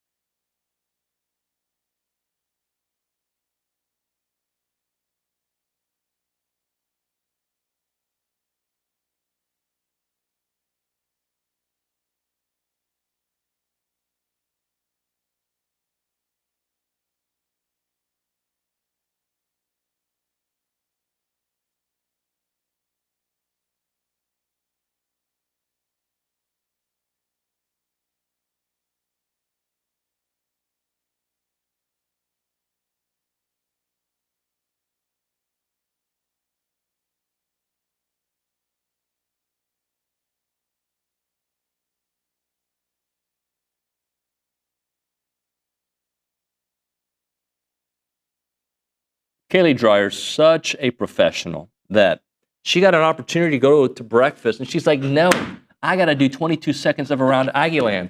And here she is at the Holistic Planning Cool Zone. Hello, Kaylee Dryer. Good morning. How Good are morning. you? I think I'm good. What do you think about the conversation I was having with Jamie? Was it too scientific? Didn't understand anything. We're They were talking health. basal metabolic rate. We're talking carb cycling. I love when Jamie's in here because we talk about the dumb stuff. Okay, well, I have some sports to talk about. That's good stuff. Let's go. So last night, the first college football playoff rankings were released. As we have been talking about, the Aggies landed at number 3.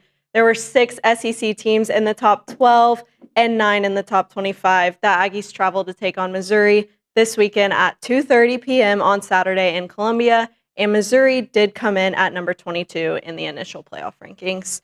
Moving on to volleyball, we just heard from Coach Morrison. Afina Kozak-Paula earned 2 conference awards for the 3rd time this season, as she was named SEC Player of the Week and Defensive Player of the Week after Aggie volleyball beat 2 ranked teams, the first being Texas in a thrilling 5-set to mark the highest ranked home win for Aggie volleyball. And then they traveled to Knoxville to take on the Lady Volunteers, beating them in 4 sets. Jamie Morrison and his team moved up 3 spots in the AVCA poll to make this the highest ranking in program history. Texas A&M volleyball will now travel to take on Auburn on Friday and look for their 12th SEC win. You could have gone to breakfast. I have more, but... Okay, we'll go. We got a minute. No. No, you don't have more? Not right now? Okay. Thank you very much. Appreciate you, Ms. Dryer. Thank Good stuff as always. Let's go to the Angry Elephant News and Social Center. What's up, Sid? I'm doing pretty good. Should we do more movie quotes? No, thank you. Okay, I will just not. making know sure. them. I used the way I pick on you. I picked on her the same way. All right, this is I what we noticed do. that. I noticed that. We do it. So, what do you have for us there at the Angry Elephant News and Social Center? Well, I just saw on Twitter that 2027, Drake McClurg has committed to Texas A&M baseball. Drake is the number 4 ranked player in the state of Indiana and has a perfect game rating of 9.5. All right, that'll be something we can talk to Ryan Brauninger Yes, during Recruiting definitely. Country about. What else do you have for us? I have a comment Oh, on I like YouTube. comments from humans. Josh says, Sanford and Morrow are my 2 favorite surprise players this season. Sanford played with DJ Hicks in high school for DJ's dad, and Coach Hicks said that for years that kid was going to be a stud, and I think he was right. He was absolutely right. Thank you very much, Sid. Appreciate you. We're going to hit a break. When we come back on TexAgs Live, Ryan Brauninger from the B team will join us here on the program. We'll do a little Recruiting Country brought to you by American Momentum Bank. And after that, PB, Peter Burns from the SEC Network. It is TexAgs Live, presented by David Gardner's Jewelers in the Rollo Insurance Studio.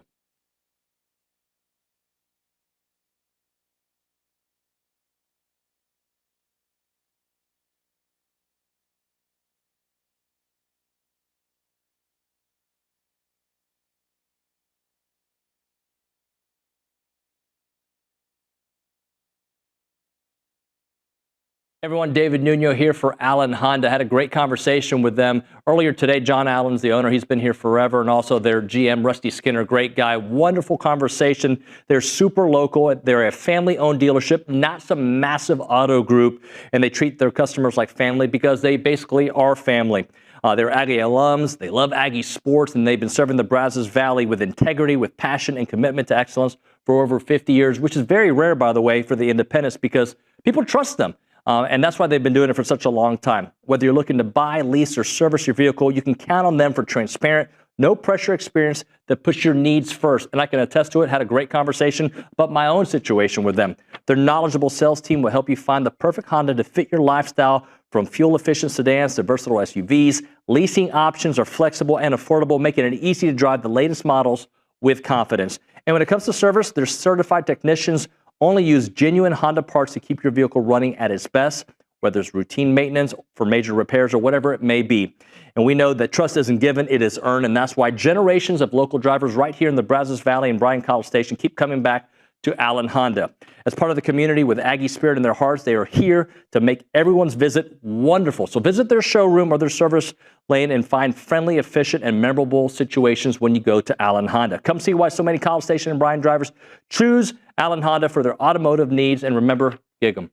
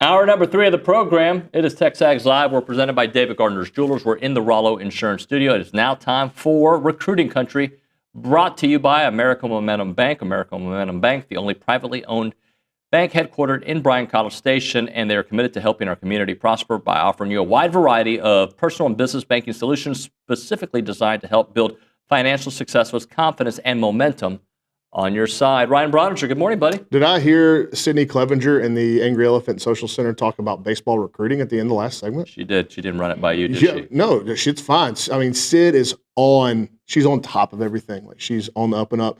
She runs in circles in this town where she rubs shoulders. So she gets information. She goes places where maybe they're at one point in the recent history of some of the people that sit and work in the back, they were in these places. Mm-hmm. But now those jerseys have been hung in the rafters and they passed on the tradition to other people that work here. So maybe Sid's the next one to get her jersey in the rafters. But I think she's got a lot more games in the tank still to go. And I also think Sid is the type of person that would keep grinding even when her jersey's up in the rafters. Some other people just coast. Well, no, I'm not saying that the person whose jersey's in the rafters coasted. Matter of fact, she's done the opposite. Oh, whose jersey are we talking about? She's sitting right back there. Oh, she's there today. I don't want her to hear us. Okay. How are you, buddy? Good, how are you? I'm good. Anything you want to pick on me or joke about? I'm asking. Or maybe, okay. What a perfect example of this guy's guilty conscience. I wasn't going to talk about you, but now you're so selfish. We weren't going to talk about David today, but now we're talking about you. So you're good at this. You're good at that. Let's talk about David. But first off, that shouldn't surprise you. I love me some me. Okay, you sound like a former basketball coach here. Yeah, but I'd say hi to people at church. Okay, so I like myself. I can't believe this. A lot. Well, you're good at it. We've talking about David now. Well, we can talk about other people. Anything you don't ever ask me about me and how things are going in my life. How are things going in your life, Bronny? Perfect. Thank you for asking. Can you expound on that, please? So actually, I've got a busy week because my wife is out of town on a work trip in Arizona, and it's probably her last time to get some R&R. It's a work trip, but there's a lot of fun downtime that they get to go do stuff. Like yesterday, her and one of her friends went and they got cowboy hats and they customized them. Mm-hmm. So put different kind of wraps on them, all this kind of stuff. And she's got plans like that for just about every day that she's out there. But she left yesterday, battled the lions at the airport in Houston, and then to Phoenix, and she's at Phoenix for a week. And so it's me, the dog, and lots of chores around the house. And there's nobody there. I would imagine that in our house, we kind of split chores. It's not every time that she's going to fold and wash all the towels. If it needs to be done, anybody can do it, right? But now you kind of realize how much your wife does whenever she's not around. So off to a great start yesterday. Folded the towels, bathed the dog, cleaned up the kitchen and the living room, trying to hang some security cameras this week. You did that before 8 a.m., right? All of that? No, I did that actually closer to 8 p.m. I think if you had done it by 8 a.m., you would have had a more efficient The problem is that I try to get to work before 8 a.m. This is true. Unlike some other people around here. Who gets here after 8 a.m.? Just a couple of people that work upstairs. Okay, I thought you were hinting me because I'm here on the show. No, not you. Obviously, you're here at the start of the show. People ask me my wife asked me why do you get up there so early? And I've just, for whatever reason, I find myself I'm more efficient when I'm in the office, and I do like to be here by a certain time. But more than that, to me, I've always looked at TexAgs as a whole, what's best for the company. I think a lot of us work here, and this is in my decade of working at TexAgs, and I've said this to the group before, and I'm just saying it publicly now. This is the most competent group of people that I think we've ever had as a complete team, and it's a credit to the company, the people that are making the hires, but also you look at the growth, and inevitably whenever you grow, it's hard to maintain a standard when you grow, right? The further you kind of blossom out and branch out, and we've got a lot of people here that are capable of doing a lot of different stuff. If for whatever reason, Olin couldn't go to a football game one weekend, you could send Richard. He would write. He would do the whole thing, and it'd be no issue. So we have a lot of really talented people in good roles, and we also have a lot of capable people in backup roles in case something happens. I've been of the opinion, I don't want you to get into something where you have to run out of here, whether you get sick or you have personal stuff, and we don't have a backup radio host available. So as many times as I can be up here early, just in case we need that, you're here. I'm here. Yeah. And I'm upstairs working anyway, and I would be working from home if I wasn't upstairs working. But if I can be here and just give us a little bit of insurance, then why wouldn't I be here? You gave me a real answer. I was over here just joking about people who get stuff done before 8 a.m. I was trying to compliment the entire workforce that we've got right now. By the way, I would like to remind folks about our first-time subscriber special that we're running right now. You can get a TexAgs premium subscription for 1 month for $1. Go to TexAgs.com, learn more. You'll find the subscription special on the homepage, and that's where you can get Bronny's biggest news and nuggets out there immediately, because some of that stuff we keep behind a paywall. Yeah, and we're going to talk about some stuff today in recruiting that has been behind the paywall, but we're going to kind of bring out to the public light.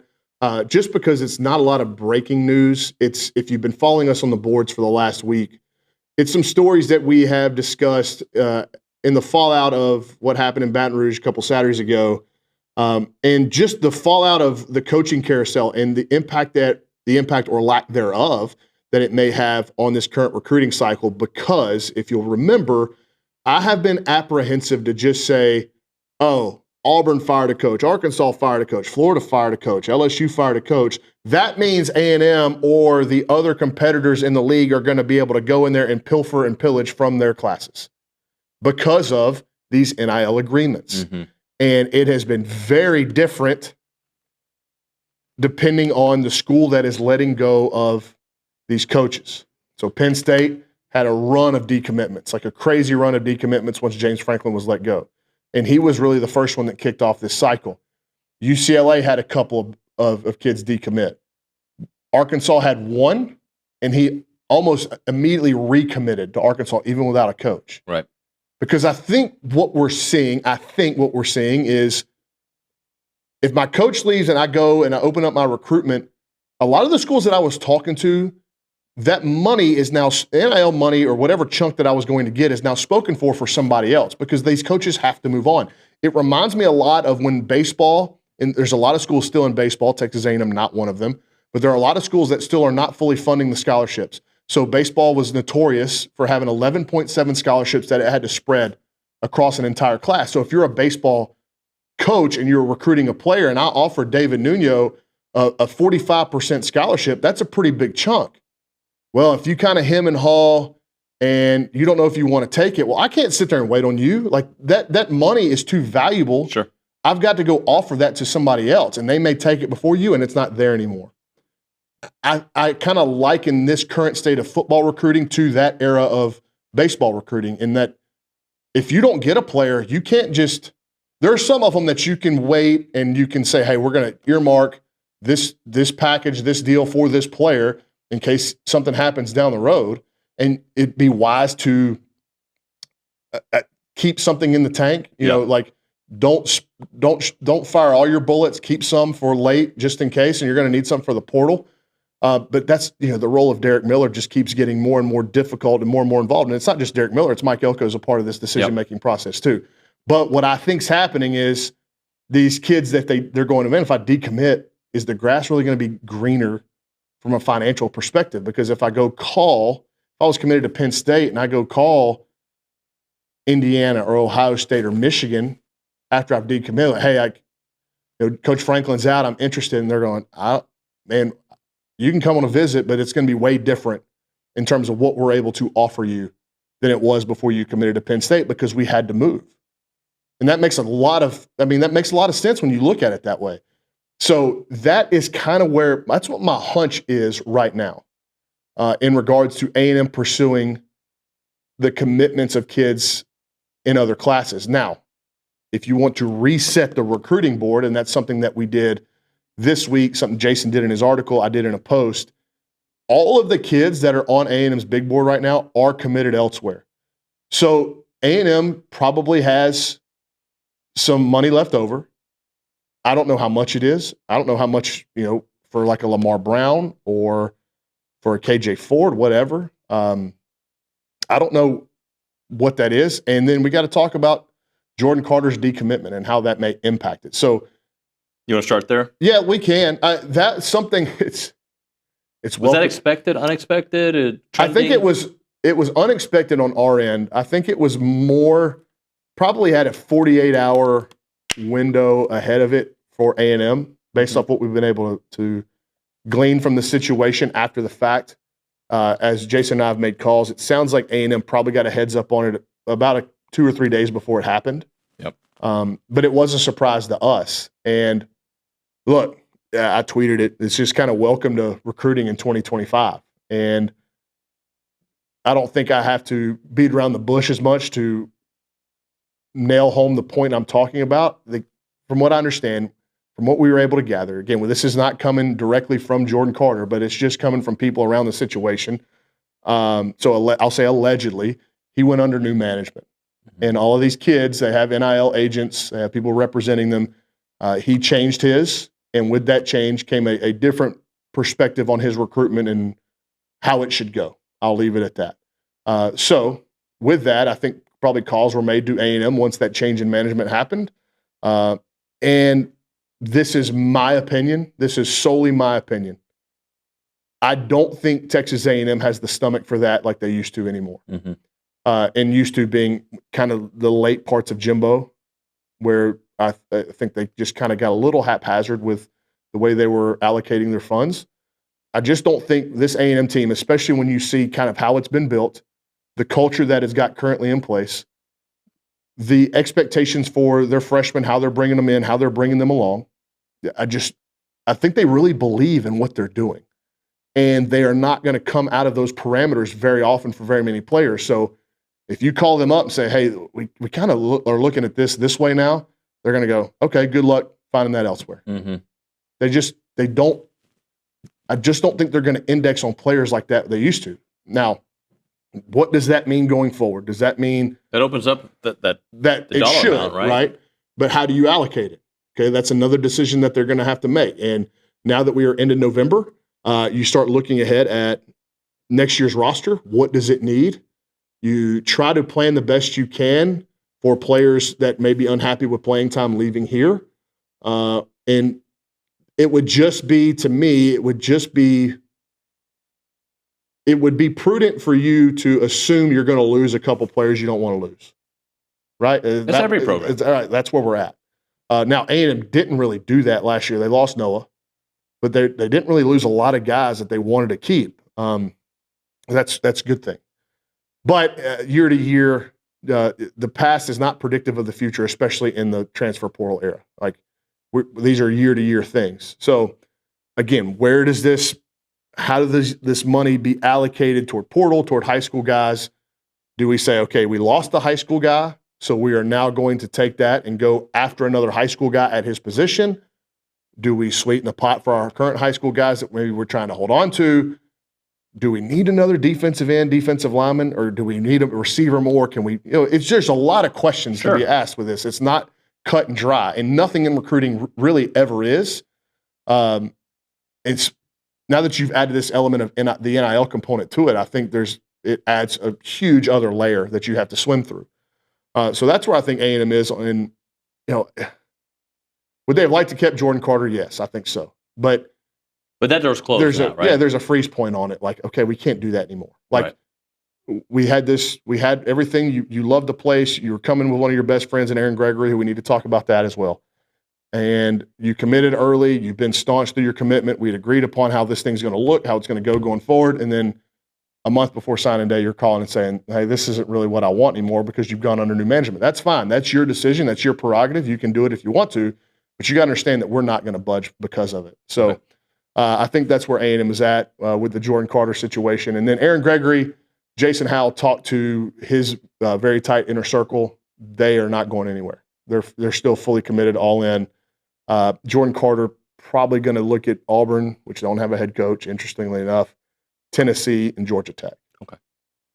Let's move on to Lamar Brown. Well, you stick in the same position, kind of. I mean, Jordan Carter's more of a true defensive end, hand in the dirt defensive end, whereas Lamar Brown, I would call it a defensive lineman because he can do so many different things. Truly one of the more unique prospects and players that I've ever covered in my 10 years of doing this. I've not ever seen a kid where you'd go, okay, if he's an offensive lineman, he's a 5-star laydown number one in the country at his position type of player. And he's also that on the defensive line. Just a freak. Like, not many kids like that. And so Lamar, famously now, chose LSU over Texas A&M. There were some other schools involved, but it felt like pretty much a head-to-head between A&M and LSU. Chose to stay close to home. A&M goes into Baton Rouge. We said leading up to the game, hey, this could get a lot more real if Texas A&M was able to beat LSU in Baton Rouge. They walked all over them. Then the images start coming out of Lamar with the A&M students. Yep. He's retweeting videos of A&M wishing him a happy birthday. Yeah. Brandon Arrington, the 5-star commit out of California, been very fervent in his pursuit of Lamar Brown, like public, tweeting at Lamar about everything. I can say this, like, what I wrote was like, does this mean that A&M is going to ramp up their approach to Lamar Brown? No, because they were already there. Like, just because he committed to LSU, nothing ever stopped from A&M's perspective. But what last Saturday did, or a couple Saturdays did against LSU, is it started hammering home some points that they've been making. So now it's not just lip service. Like, it's not just part of a presentation. It's not just coaches recruiting me and saying these talking points. I was in the stadium and I saw with my own eyes what Texas A&M's defensive line did to LSU's offensive line. An A&M defensive line that replaced 3 NFL draft picks. An A&M defensive line that's got 18 sacks over the last, how many games? They've got the SEC's leading sack artist. Like, all of this stuff that was hammered home to you last summer in the recruitment of you. It's being realized. It's playing out right in front of your face. And there's no better push for a recruiting pitch than actual on-the-field results. Now, will Lamar Brown have the spine to do this and flip to Texas A&M, given all the extenuating circumstances around his recruitment? Now, LSU's without a coach. They just hired a president. They just hired an athletic director yesterday. There has to be, to me, like, one of the biggest deals. What's one of the words that we hear most often in college sports in regards to happiness of head coaches right now? Alignment. I don't know that their new president and their new AD have any sort of background relationship. They might. They've both been in the state for a while. But if I'm a new head coach, I'm going to make sure they are before I'm willing to jump into that circus over there, because it's been Barnum and Bailey for the better part of 10 days now, 14 days. So they got a month to figure that out before signing day. They've got to. But what I'm saying is, if you're looking at Lamar Brown as the prize of the LSU class in Baton Rouge, where he goes to school legitimately on your campus, to me, the optics of him are just as important as him as a player now for LSU. So they are, whatever they can do, whatever they can scrap up to keep him there, they're going to do. And will Lamar be able to kind of move past that and come to a place where I think he feels very at home, very comfortable with a coaching staff that's been recruiting him, and a very consistent message and a very consistent coaching staff. Like, there hasn't been turnover. So let me ask you this before we hit a break. That staff that's recruiting him, trying to keep him there, may not be there in a couple of months. But it's LSU, and it's a Baton Rouge kid. And they. Well, I'm just saying, like, how hard. I'm sure they're working hard, because but I think the people that are involved in trying to make sure he understands how much he's wanted at LSU are not necessarily the coaches that are on staff right now. Gotcha. If you get what I'm saying. Yeah, I do. Like, and that's just the modern era of college football that we're living in. I think for A&M, there was a report that I think, I don't want to discredit the guy that made the report. I really don't. I respect his work. I think he does a great job, and I won't even mention his name. But there was a report that came out that said that Lamar Brown came to campus last week. We've got nobody that has been able to corroborate that in any way, shape, or form. The people on the staff that are recruiting him the hardest and have the best relationships with him, they weren't on campus this past weekend, so it wouldn't make much sense for him to have come. I just think some wires may have gotten crossed there on that report. That being said, I think for A&M, the best thing that could happen here, and I don't know that it can, but I think the best route for them to get Lamar Brown is for this to go completely quiet.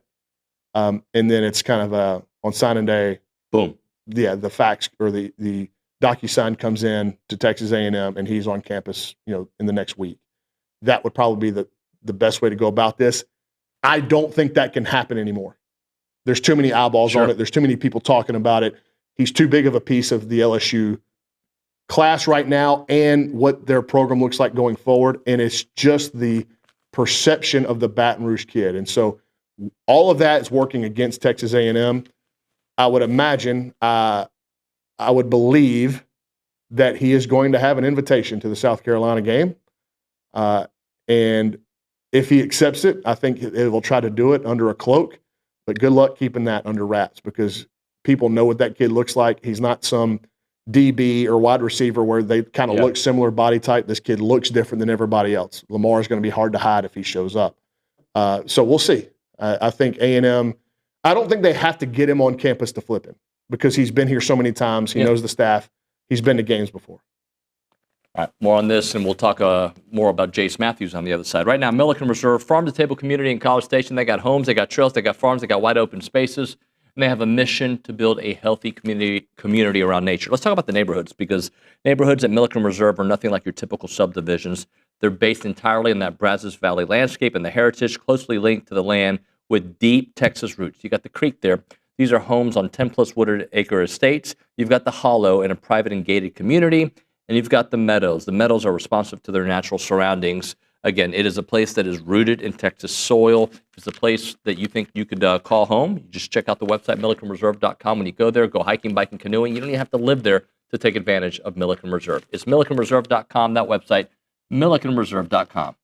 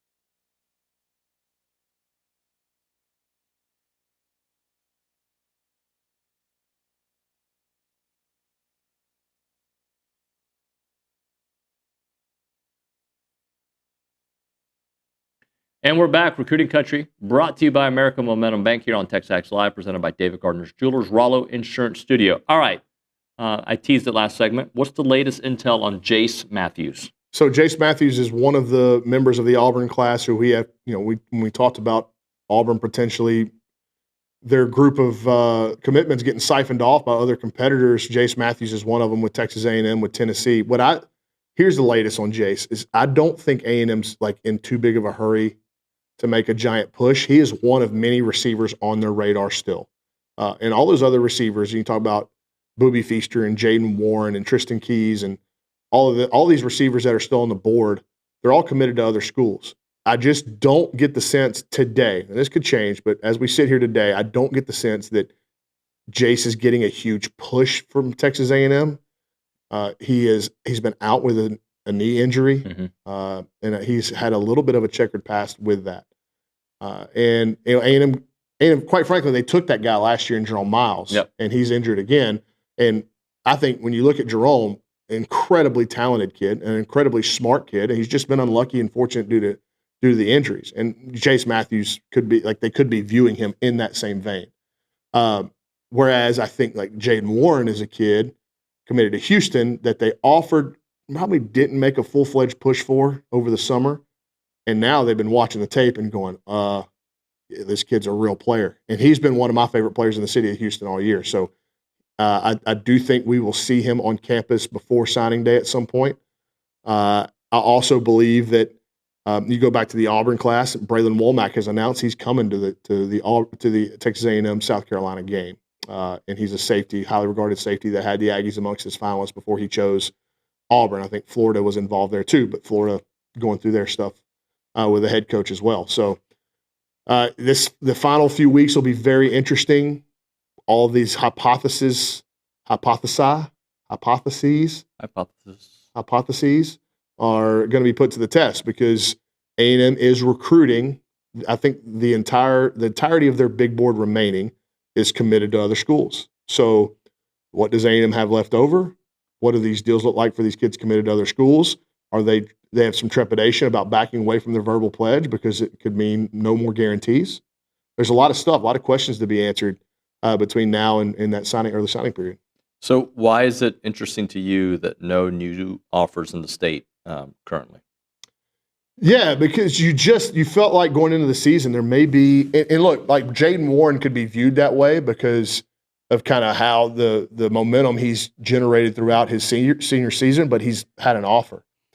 There were some kids going into the year, especially at positions of need on the roster and trying to project out what it's going to look like in a couple of years. Like I'm going to go see Katie Pato play on Friday. They got a defensive tackle named Daryl Campbell that was getting a lot of buzz early in the season from other big schools. He's committed to Vanderbilt, but there were some other SEC schools sniffing around, and nobody really went on him. So is that because they were interested and they saw the tape, they didn't like it, or is that because, okay, we don't have room for, we've made guarantees, we made promises other places, and there's so many conversations that are being had now where it's not just going, okay, good player, he's committed to Vanderbilt, we feel like we can flip him, let's go ahead and offer him. Like there's so many more variables that go into it now.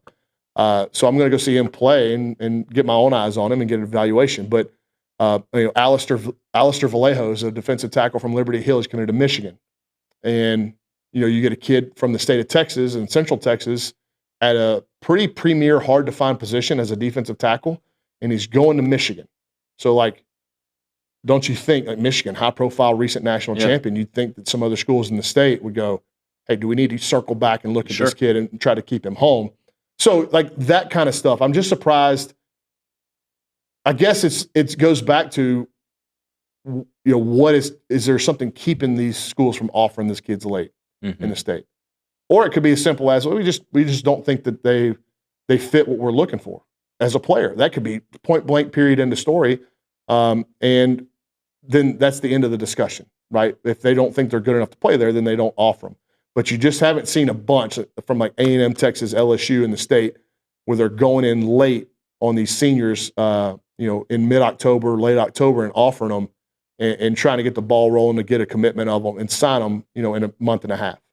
So to sum up today, you wouldn't be surprised if things are quiet for a while and then potentially, boom, signing day, maybe something happens. It's not like you expect a lot of buzz here over the next couple of weeks. Or maybe after South Carolina.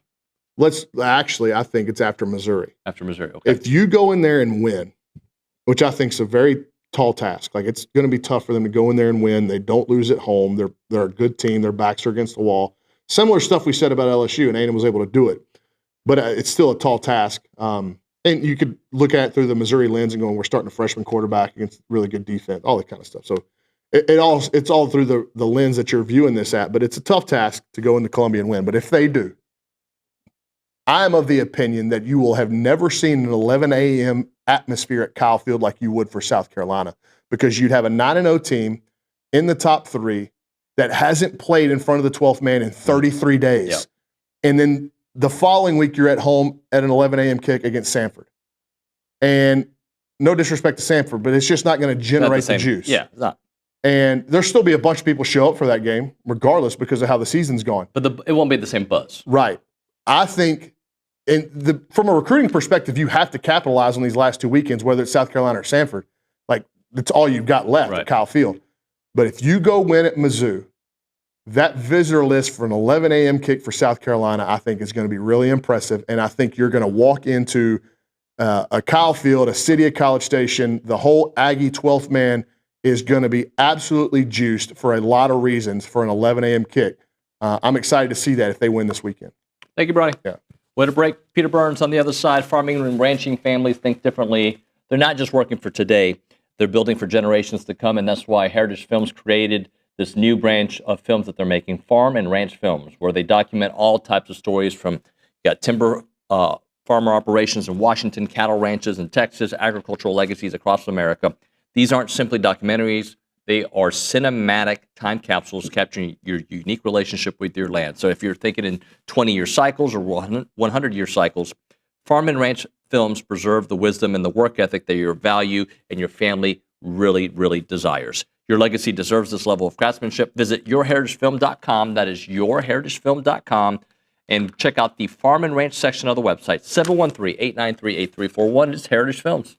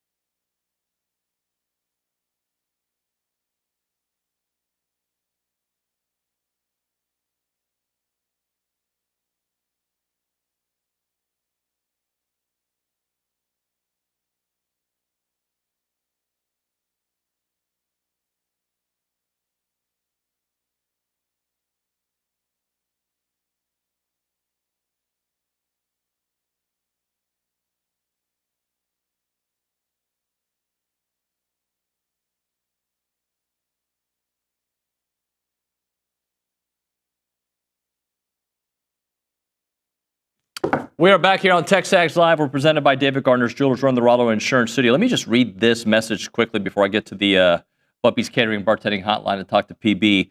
The Cali Enigma did a super chat. You want to read it for us, Sid? Sure, I will. He said, I think Cam Coleman will enter the portal. Would A&M go after him? I think he makes a lot of sense. I think we need a bruiser running back as well. I think everybody in college football is going to go after Cam Coleman if he goes into the transfer portal. And because A&M had, he did decommit from Texas A&M and they had a chance to get him, of course that makes a lot of sense. And with the success that A&M's offense is having. But again, I don't like to think about guys that haven't gotten in the portal just yet. But yes, a player of that ilk, A&M would absolutely go all in, especially if they have a relationship with him. We go to that Buppy's Catering and Bartending Hotline, and we are joined by Peter Burns. PB, what up, buddy? It was funny because when you say that about Cam Coleman, obviously everybody's going to be talking about him, but also I just remembered that Noah Thomas was on the Georgia Bulldogs. Like, we saw that highlight last week, and I was like, oh, I forgot Noah plays for Georgia. Like, kind of crazy about the free agency for players, and now with head coaches right now, bud. Yeah, I love Noah. I wish he were still here, but A&M is having a very nice season. But it would be nice to have that big body with that trio. What was your thoughts on the way the CFP rankings came out? That's fine. I mean, I used to lose my mind over it when it first came down, and then now I realize, there's a lot of football still to be played. There's probably as much parity as there ever been, so I think we're in for like a wild finish. So, I don't really necessarily look at the top of it where A&M is at right now, because that kind of plays itself out where you're quote unquote safely in. I look more towards all right, what are they going to do with Miami and Notre Dame? Are they going to honor head to head? Where's Texas and OU at? I mean, even stories like Vanderbilt, how far back is Vanderbilt, who I think has a very realistic chance of winning out, because they're going to be at home against Auburn, home against Kentucky, and then on the road at Tennessee, and we don't know what Tennessee's going to be at by the last week of the season. So those are the things I look at right now, and I don't get too fired up until I can see if there's movement starting the next week. All right, so 9 SEC teams in the rankings and 7 Big Ten teams. What do you think? I forget who I was listening to yesterday, but somebody was saying he sees a world where 6 SEC teams get into the playoffs. I don't know about that, but I'd love to see it. And the thing is it's about how many teams you can get in. Yes, I get it, but how many teams can realistically compete for a national championship? And I think there's only really 2 teams right now that I can say I can see them winning a title from the SEC. I think that's Alabama with the way that they're playing, and of course A&M, who I've been as number one in my power rankings for the last over a month. And so I look at those teams and I'll be like, all right, could you compete against Ohio State? If Indiana, who I think is truly real this year, I don't think they were last year, but can you compete with them? Absolutely. On the other ones, I say, even Ole Miss, for an example. I think Ole Miss is a good team this year, but Ole Miss reminds me of what Tennessee was last year. They're going to probably get into the college football playoff. I think there's some danger if they play their A+ game, but I haven't really seen their A+ game all season long. So I think it'll end up between being 4 or 5 teams that necessarily get in. And the big deal right now is Notre Dame, because right now as the SEC goes, you kind of need Notre Dame to lose a game. But at the same point, if you're A&M, you're like, no, I want A&M, I want Notre Dame to continue to win, so that way that win over in South Bend looks a whole lot more impressive. Well, in one of the points that Mac Rhodes was saying about why A&M was dropped was because of the defense compared to the other two, just trying to find a separator. And while I understand that, I also know that the types of offenses that A&M has faced versus the other two as well. And that's not to take away from the other two, but they didn't take on Arkansas. They didn't take on Notre Dame's offense. Yeah, and again, I look at it as like you're splitting hairs right now when you're trying to you're grasping for anything. Like, I really don't care who they have 1 through 3 or 1 through 4 right now, because there's so much football to be played. I know that goes against what we're supposed to be talking about the rankings, but so much is going to be played out. And then again, what is Texas going to be? Arch looks a lot better. Sark's finally calling the offense that he probably needed for Arch. So, does Texas continue to win out, which makes that game coming up this year in Austin, as 10 times more important. Because, I mean, can you imagine the greatest revenge that A&M could have coming up this year is going into their place and ruining their college football playoff chances? I mean, Aggie fans would go nuts if that was capable of happening. Talking to Peter Burns. Peter, you've known me long enough, almost 20 years. My Aggie fandom, even as an analyst, sometimes I look at reasons we should lose, and then I try to find reasons we would win. Worried about this Missouri game, not totally worried. Probably more worried than I was for the LSU game, regardless of who's at quarterback. And that's not a shot at LSU. I just felt the matchup felt good for A&M. This one, I don't really believe some of the numbers I see on Missouri based on their opponents. That being said, they played Alabama tight. They played Vandy super tight. So am I looking at this wrong? No, I mean, I think the thing is that LSU didn't have the physicality. They weren't ready for a fist fight, and that's what A&M brought to Baton Rouge, 2 weeks ago. And Missouri's ready for it, especially at their house. I mean, each year I always ask at spring meetings, like, what team, to all the players and coaches, what team surprised you with the physicality that you did not expect? And almost to a T, I've always told Missouri, which is shocking to me.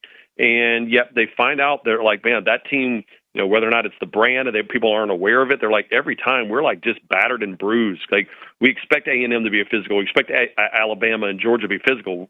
But then everyone comes around after the Missouri game, goes, that's a physical game. So I think this one tells me more about Mike Elko, honestly, than anything, is the fact of, in the past, were you resting on what your records are? But for Elko, is it more of, it doesn't matter. We haven't done jack squat right now. And there are Aggie fans that are like waiting for the other shoe to drop. I don't feel that. I would be disappointed if A&M doesn't come in prepared, because I've got no sense that Elko kind of looks ahead. In fact, if anything, I mean, I've learned so much about Elko in these halftime speeches and how he handles a team to think I've got more confident that a letdown does not happen in College Station. Talking to Peter Burns from the SEC Network here on TexAgs Live. All right, Peter, where's there another upset this weekend? Is it maybe Mississippi State and Georgia?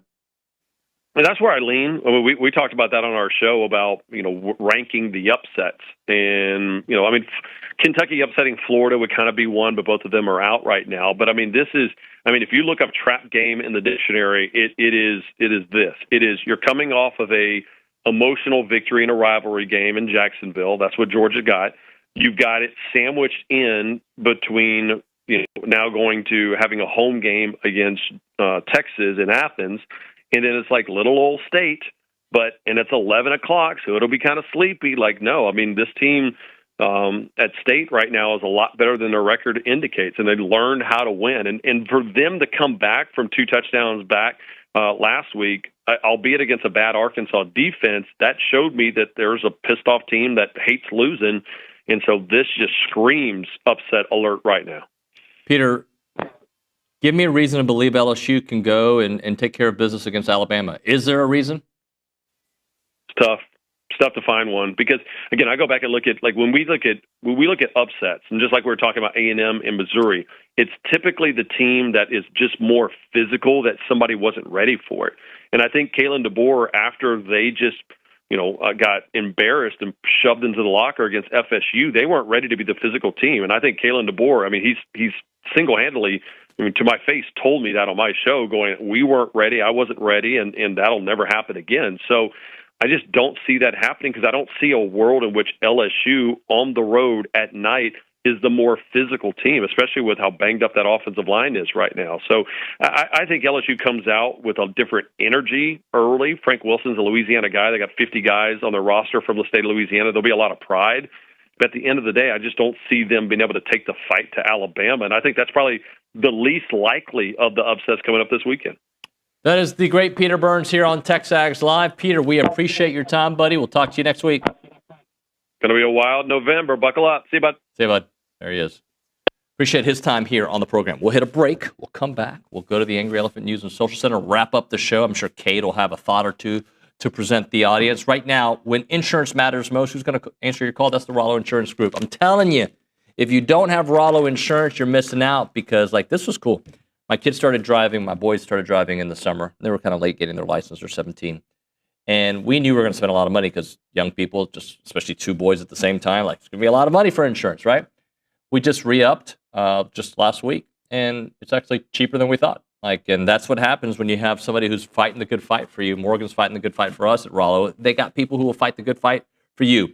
And when local matters hit home, like severe weather or regional economic shifts, Rollo agents understand that firsthand because they live here too. That's the beauty of having a place that is headquartered right here in College Station on Highway 6 and 60-plus offices in the great state of Texas. Call them up, 888-44-ROLLO. 888-44-ROLLO, or go to rolloinsurance.com/TexAgs. That is rolloinsurance.com/TexAgs.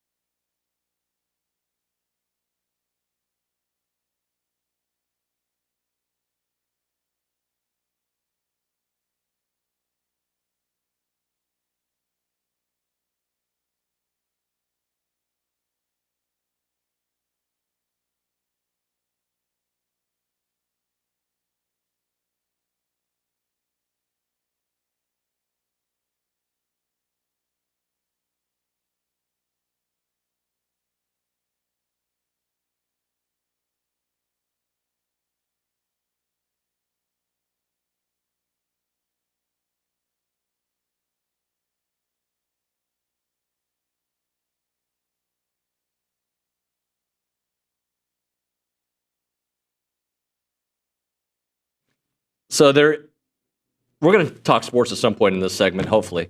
But I found out that Sid at the Angry Elephant, Sydney Clevenger at the Angry Elephant News and Social Center, has actually watched the movie from the 90s. You knew the movie Rush Hour. Yes, I did know that one. You did not know Austin Powers, which is about a guy with a pilgrimage, to the pyramids. You didn't know about that one, right? Never heard of that. Yeah. Okay. Yeah, it's a very, very dark and deep story. Wayne's World. Nope. Yeah, that's about a guy who creates this island and calls it Wayne's World. It's a whole thing, yeah. So you haven't seen that one. Let me see other movies from the 90s, maybe. There's Something About Mary.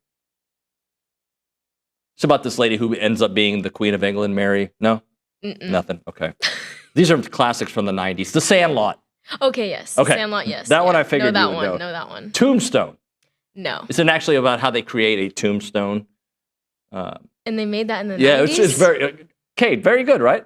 Yeah, fantastic. I'm your Huckleberry. That's the line. I'm your Huckleberry. You the could movie, be telling me completely made up movies. No, and I would these are believe for you. reals movies. The movie Casino with Joe Pesci. I don't know who that is. Okay. Or what that is. The movie Speed with Keanu Reeves. I know who that is, but Yeah, not he's an the actor. movie. Yeah, it's about him taking speed. You know. Okay. Let's see. Reality Bites. It's a movie about these guys in Houston that go around to these different restaurants and tasting foods. Reality Bites. Okay. Yeah, good one. Let's see other movies. The Crying Game. No. Don't recommend watching that one. Okay. Lots of crying, obviously. Oh, in The I don't Crying like Game. crying. Yeah, Kate, have you seen that one? I have not seen that one, actually. Okay. There's a scene in there you don't want to watch. Guaranteed. Independence Day. I've heard of it. It's about celebrating America. Yeah. Yeah, I mean, exactly. Point Break. No. Well, that's a great movie. Mrs. Doubtfire. Yes. Yes, I knew that one. I like that one. I figured you Yes, would know that's a that good one. Let's see. Forrest Gump, yes.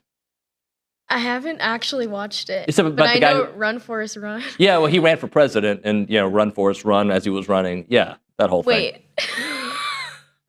Face Off. No. It's literally, I'm not lying. It's about taking your face and giving it to somebody else and Is switching it? faces. Yeah, a bad guy and a good guy. That actually I didn't lie about. I just caught on that you were making stuff up. These are all real movies. I promise you. No, the plot though. Oh, I changed the plot up on everyone. I just caught on to that.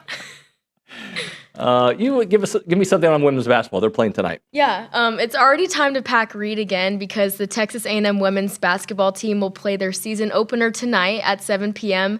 against A&M Corpus Christi. Some familiar faces will be returning, including Lauren Ware, Vanessa Saidu, and Janae Kent. Joining them will be 12 new Aggies under Joni Taylor, who will enter her 4th year as head coach. She's 9-1 in season openers and 20-4 in non-conference games at home. Thank you very much. And remember, do not watch The Crying Game. I won't. Especially that one scene. I don't know if I'd watch any of those. Kate, actually, I do want you to watch it at the break.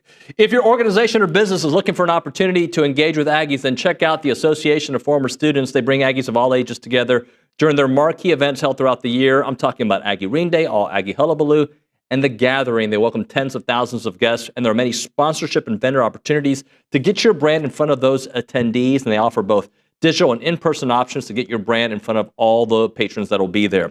If your business is ready to engage with Aggies, choose a partner with the organization that's been supporting the Aggie Network for over 140 years. For more information, email sponsorships@aggienetwork.com. We will see you guys mañana.